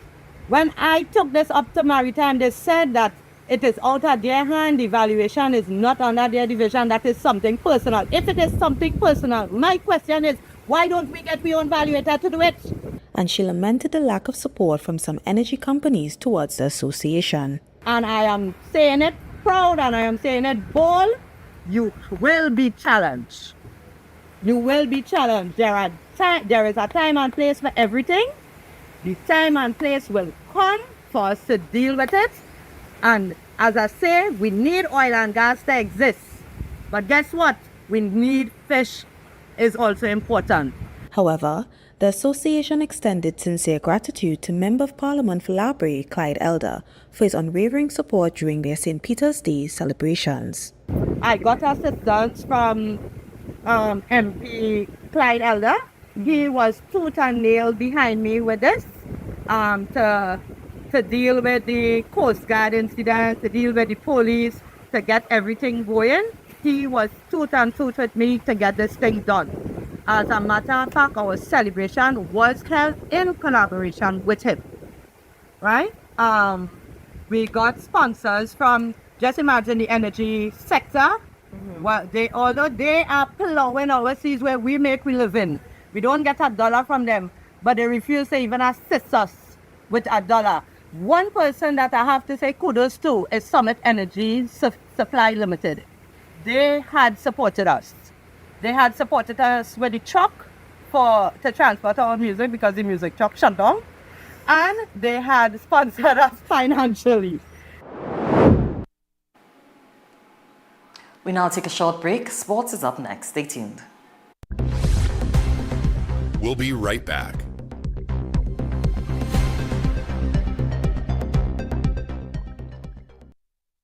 Do you have breaking news, community news, and upcoming events? Contact our newsroom at 226-1-I.A.N. or 259-4-I.A.N.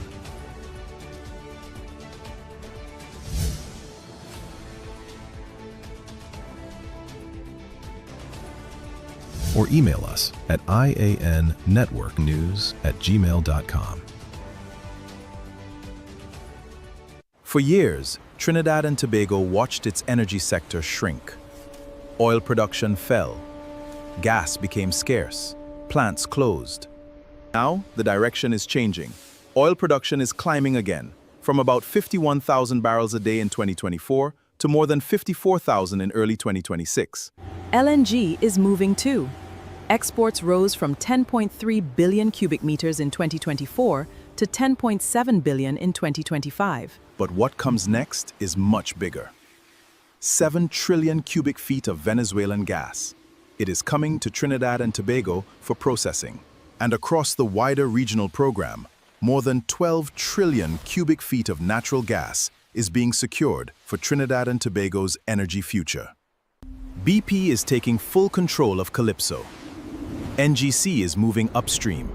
And ExxonMobil is back in Trinidad and Tobago's deep water. And after a decade of silence, the Point Lisa steel plant is coming back. backed by a planned $750 million private investment. Steel, vanadium, new exports, new foreign exchange, and up to 1,000 permanent jobs as the project expands. Even Japan is now looking to Trinidad and Tobago for energy. For years, people talked about these opportunities. What others talked about, we got done. More gas, more production, more investment. A brighter future is on the horizon. Ready for a little escape?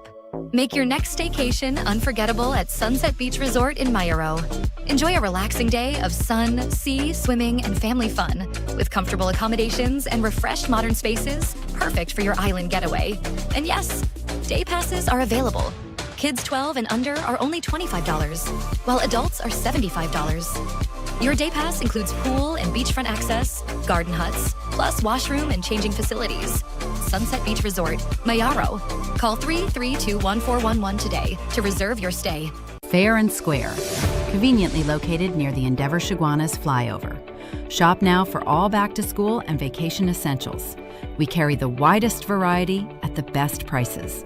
Discover incredible value and a shopping experience that's fast, easy, and affordable. Fair and Square, your one-stop shop for all your household needs with safe and convenient parking. Any and everything all under one roof.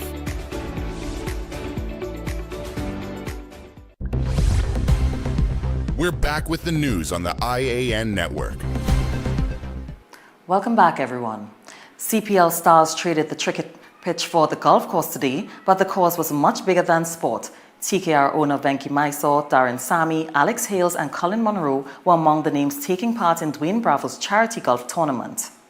As the CPL caravan winds down ahead of the Trinidad leg, the event raised funds to support homeless children, bringing some of the region's biggest sporting names together for a cause off the field. Our very own James Saunders was there.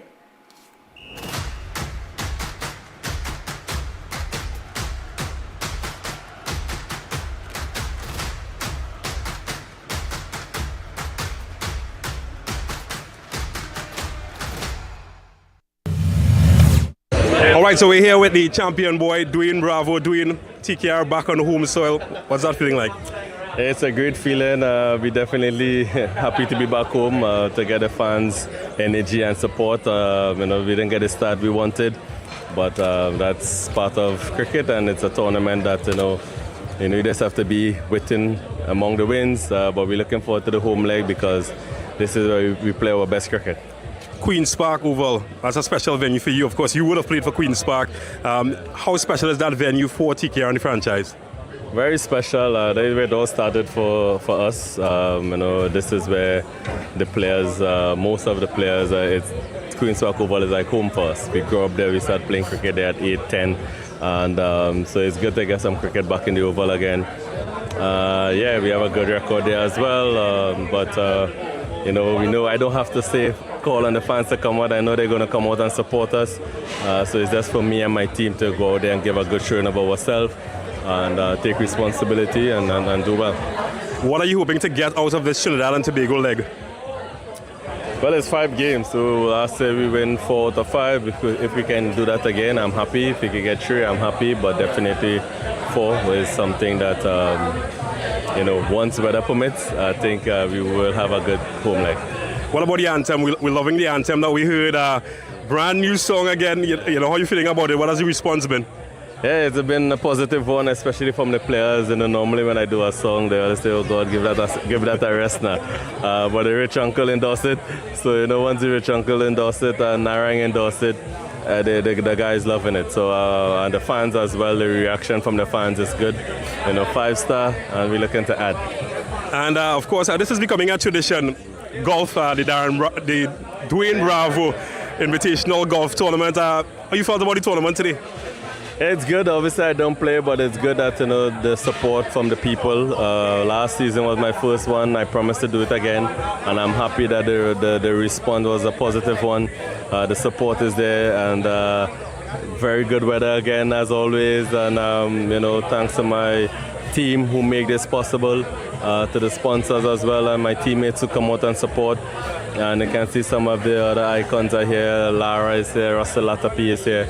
So, Darren Sammy and Tim Sanford was here as well. So it's a good day and everybody enjoy it. And the most important thing, the foundation will be able to do the good work we've been doing over the years, and that is geared towards abandoned kids and young athletes who are in need of help.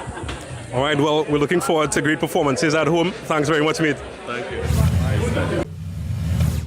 And while Dwayne Bravo expressed his love for TKR being here in Trinidad and Tobago, we also had the opportunity to speak with TKR opener Colin Monroe, who also took part in the tournament today. So we're here with TKR player Colin Monroe. Colin, cricket, it's your life, but golf, you're making this a tradition as well. Yeah, enjoy golf. Obviously, when you go around the world and you play in different conditions, to go out on the golf course, it's a great time waster, really. Instead of sitting in your hotel room, you can get out and play golf. And what a good day we had today out on the golf course for a good cause as well. How was the experience for you today? How do you think you did? Played okay. Yeah, missed a few putts out there, but that's okay. But yeah, hot conditions. Obviously, it rained before we went out, so it was hot and humid. But something we've got to get used to because we've got here for another 10 days and 5 big games coming up. Another CPL season. You're here in Trinidad and Tobago, back on home turf. How is that TKR coming home on home soil to play? Yeah, obviously back at Queen's Park as well, which is exciting for us. We know the fans come out. Obviously at Brian Lara they do as well, but. For us as players, for me, don't have to sit on the bus for an hour and a half to get there. But looking forward to playing at Queen's Park again. It's been really good for me and the team in the past, and hopefully we can get on a bit of a roll and win some games at home. It's always good, you representing TKR. You've been here for a number of years. How much does TKR mean for you and wearing the red jersey of TKR? Yeah, it means a lot. It's really the first franchise that I played for, and DJ's got a lot of faith in me to come and perform, and it's not only about performance, but trying to add value to the group and to the team. And if I can do that as best as I can, hopefully it takes care of my performance on the field. But obviously got a couple of big games. But playing for TKR is obviously very exciting, and every time you put the jersey on, you don't take it for granted because obviously the older I'm getting, it's getting closer to the end of my career. So hopefully I can make it a worthwhile one this year. Thank you, Colin. Cheers, thank you. Well, at this time, we're still waiting for the results. I'm hoping that maybe I can win a prize this time around. But in the meantime, though, we did have an opportunity as well to speak to former TKR captain Kyron Pollard, who didn't take part in the tournament, but he expressed his gratitude for being here in Trinidad and Tobago, a place where TKR have done well consistently over the years. All right, so Rich Uncle is here at the Dwayne Bravo Invitational Golf Tournament. Firstly, we love that name, Rich Uncle. You love it. I love it. But I wish the name could actually take me, especially first part of it. You're not rich or you're not an uncle? Both. I'm an uncle. Your uncle? Yeah. All right, but he's rich in his spirit, don't worry, and he's rich in runs as well, TKR. Only rich in love. Only rich in love. All right, well, he's scoring lots of runs these days, and TKR back home at the Queen's Park Oval. What's that feeling like? Looking forward to it. Obviously, we have been on the road. It has not been how we actually wanted it to be. But, such is life. You play this sport a long time to understand there's winners and there's losers. And, we have some work to do. So the guys are looking forward to it, being back home in familiar, conditions and the comfort of our homes and our fans. So we're looking forward to, 5 great games of cricket. There's always something special about the Queen's Park Oval. You yourself would have played a lot of cricket there. What do you hope Queen's Park can do for your team this time around? I don't think they can do anything for us. I think we have to do it for ourselves. But again, the support, the manner in which you come out and support us, when we play, in the CPL. I think that's something that we look forward to, that 12th man and that extra energy and motivation. I think that helps us, to go a long way. So we're looking forward to that. And I said, hopefully, it can be a great 5 games of cricket. But if not, please still bear with us. Well, doing his thing, golf, 2 years in a row. We've seen so many names playing. When are we going to see the Rich Uncle on the coast? Just like where you see me here, I think this is my role and my function. I don't mind being a caddy for like about 1 hour or so. But to play a full round of 18 holes and all of that, I don't think you will ever see that. I'll be here at the back end, to do whatever is necessary. But that's not me. I'm not on the golf course. Well, we're not getting hole-in-ones, but we're certainly getting some rich flow of runs at the Queen's Park Oval with Kyron Pollard, the big man. Well, that is how we wrap up here at the St. Andrews Golf Course in Mocha. Still waiting for the final results. I'll have that for you in tomorrow night's sportscast. It's so bad I can find myself on the prize sheet. But for the team here at Mocha, I'm James Saunders. Catch you later.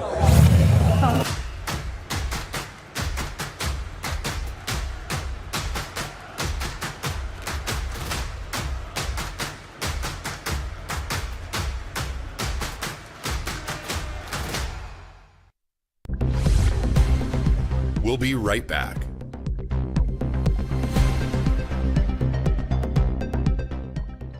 You can now follow us for breaking news on Instagram, on TikTok, on Facebook, and on YouTube. Follow us for breaking news. Follow us on Instagram.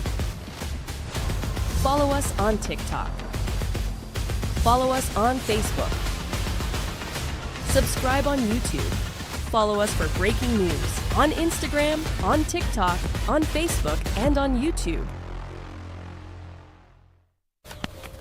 Feeling safe should not depend on how far you live from the nearest police station. That is why the government is establishing 30 new police posts across Trinidad and Tobago. Each police post will bring police and military personnel closer to the communities they serve.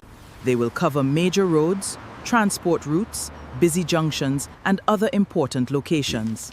They will support existing police stations, strengthen patrols, and widen the national security network.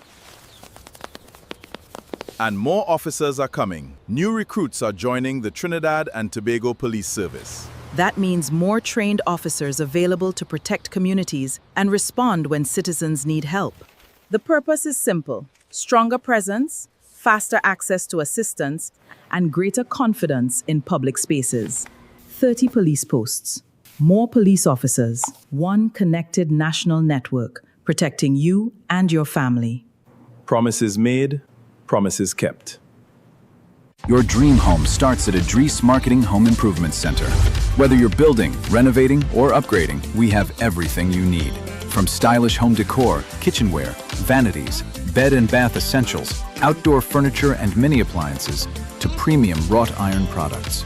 Shop security steel doors, PVC and aluminum windows, zinc, RHS, stainless steel items, and custom enclosures. Visit us at Old Southern Main Road, Freeport, or our branches in Aranguez and SS Erin Road, Daybay. Extra Foods has champion savings. Plenty specials just for you. April parboiled rice 3 packs for $20. Country House table margarine 3 sticks for $20. Nature's Hot almond milk 1 liter $20. Indomie instant noodles 7 packs for $20. Bumblebee light tuna 3 tins for $20. Happy pasta cuts 4 packs for $20, and so much more. We are the home of plenty for 20 deals, keeping prices affordable in TNT. Nobody beats our prices. Extra Foods, always extra for less. Do you have breaking news, community news, and upcoming events? Contact our newsroom at 226-1-I.A.N. or 259-4-I.A.N.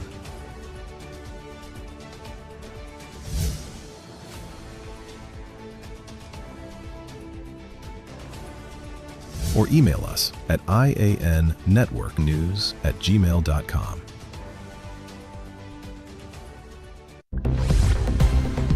We're back with the news on the I.A.N. network. Welcome back, everyone. We now turn to our business brief with Dalisa Gurlal.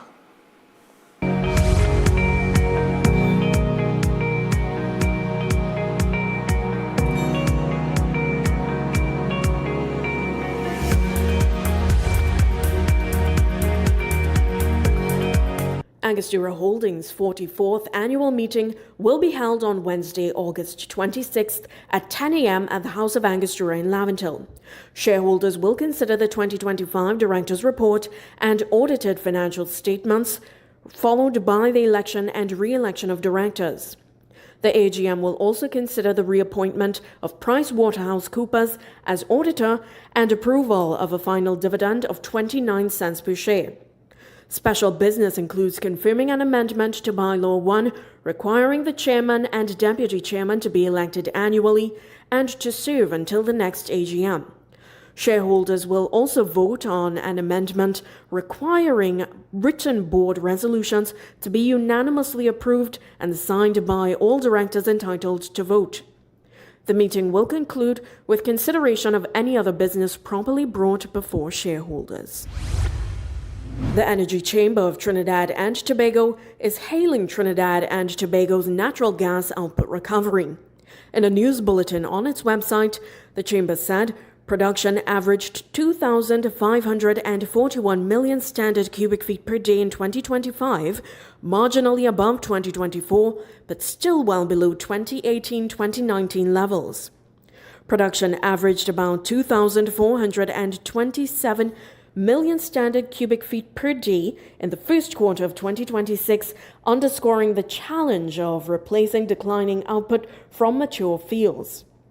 New developments include Cypher and Shell's Manatee project are expected to provide additional domestic supply, with Manatee targeting first production in 2027. Cross-border resources such as Manikin Coquina, Lauren Manatee and Dragon could further increase gas availability through Trinidad and Tobago's existing processing and LNG infrastructure. Bringing these projects online will be important to support LNG and petrochemical operations as global natural gas demand continues to grow. CSA Ocean Sciences Incorporated Trinidad Limited has completed environmental surveys for a major offshore energy operator in the Guyana-Suriname Basin, including work at depths of about 2,500 meters. The program assessed physical, chemical, and biological conditions in operational areas against reference sites and baseline conditions to identify potential environmental effects from offshore oil and gas activities. Work included ultra-deep water sediment and water sampling, benthic and photographic surveys, hydrographic profiling, and water chemistry measurements. CSA said the resulting baseline datasets have been accepted by regulators and can support assessments of environmental effects from exploration, drilling, and production in ultra-deep water environments. The company said the adaptive program is the first of its kind in the region and highlights Trinidad and Tobago's marine environmental services sector's role in supporting offshore energy activity across the Guyana-Suriname Basin. Dalisa Guralal, I.A.N. News.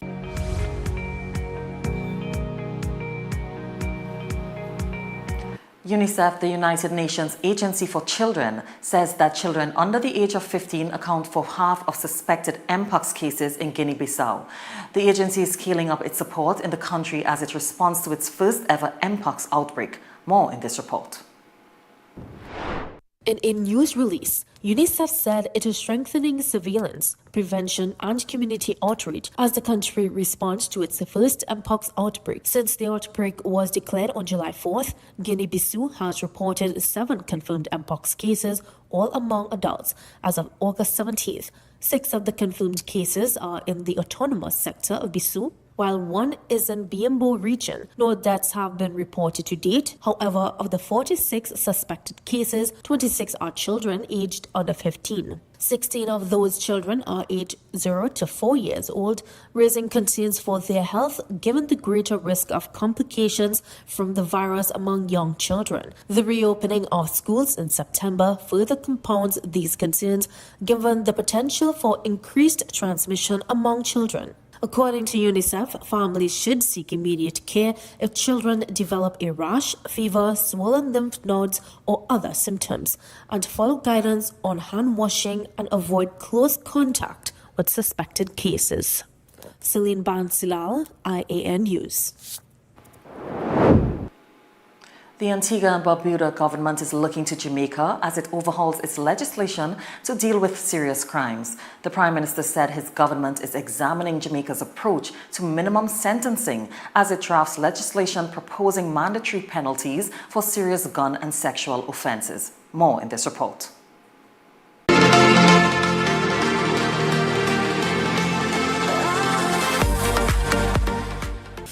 Antigua and Barbuda Prime Minister Gaston Brown said government is seeking legal advice on how to establish minimum sentences without completely removing the discretion of judges. Speaking Saturday on the Brown and Brown Show, the Prime Minister said Jamaica has minimum sentences of up to 15 years for serious firearm offenses. He said no other branch of government in Jamaica appears to be challenging those provisions on the basis that they interfere with judicial discretion. Brown said Antigua and Barbuda must now find a similar balance as it prepares its legislation. The Prime Minister said the government is receiving legal advice on how the legislation should be structured. He acknowledged that the proposed law could be challenged by members of the legal profession and said the government wants to avoid drafting provisions that would be struck down by the courts. The proposed legislation follows public concern about sentences imposed for firearm and sexual offenses in Antigua and Barbuda. Brown has repeatedly criticized what he considers excessively lenient penalties, particularly in cases involving sexual crimes against children and the illegal possession or use of firearms. Meanwhile, the MV Kanawayama has been pulled from service with fresh technical problems, again disrupting the critical ferry connection between Guyana and Suriname. The temporary suspension was announced in an August 22nd public notice issued by Terminal Manager Dean Harry.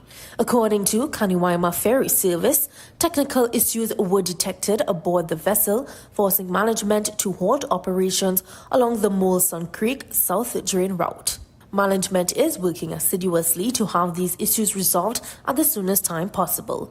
No details were provided about the nature or severity of the problems, when they were discovered, or how long repairs are expected to take. Management also apologized for the disruption and said passengers and commercial operators would be informed when the ferry was ready to resume service. The breakdown comes shortly after the vessel cleared a follow-up inspection by the Maritime Authority, Suriname. Celine Bansilal, I.A.N. News.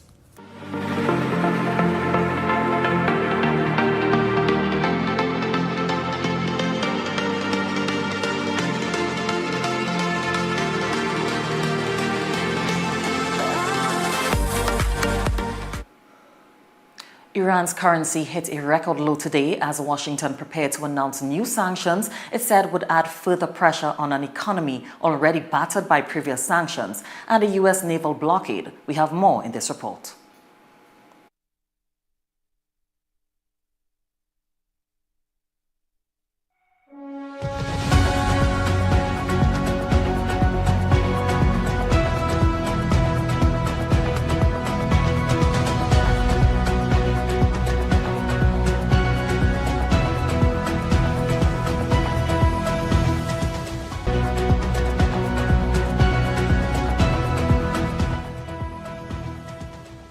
The rial dropped to 2.02 million to the US dollar as trading opened on currency markets today. Iran's official central bank rate stood at around 1.5 million rial to the dollar, but the market rate is what most Iranians pay. The currency had already been under pressure before the US and Israel attacked Iran on February 28th as Iran faced double-digit inflation and negative growth, but has repeatedly hit new lows as nearly 6 months of war have taken an even greater toll. Iranians find daily staples increasingly unaffordable. Since the war began, rises up some 60% and prices of beef are more than 150% higher. The International Monetary Fund forecasts that GDP will contract more than 5%.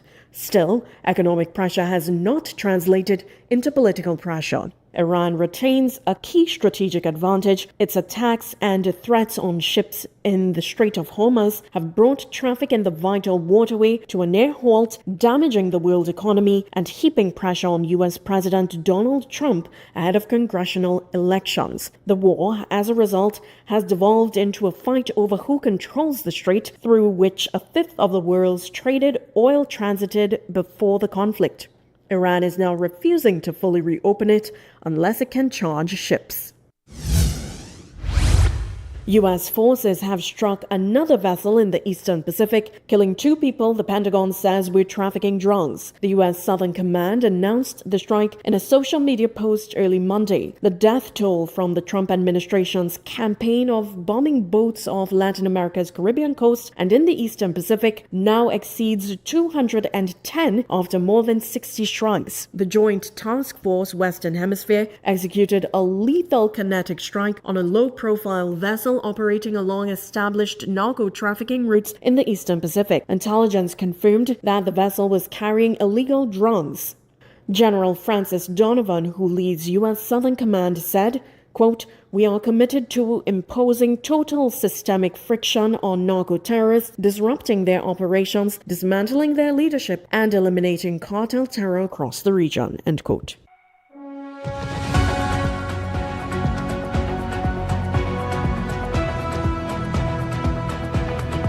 It's now time for the weather forecast.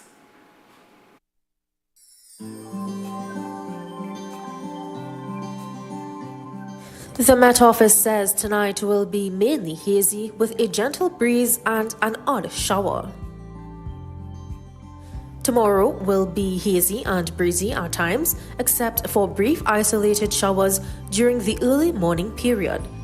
A significant concentration of Saharan dust is expected overnight into tomorrow. Sensitive persons are advised to take the necessary precautions.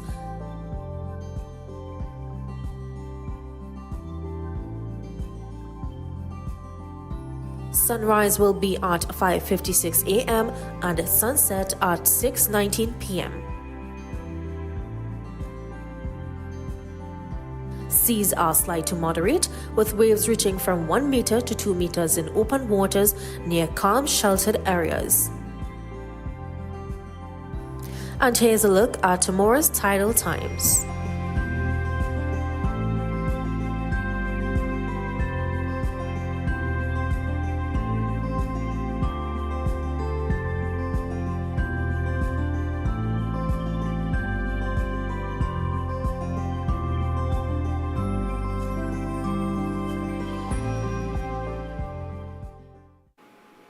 And that brings us to the end of our newscast. I'm Keisha Marie Charles. On behalf of all of us here, thanks for watching and have a good night.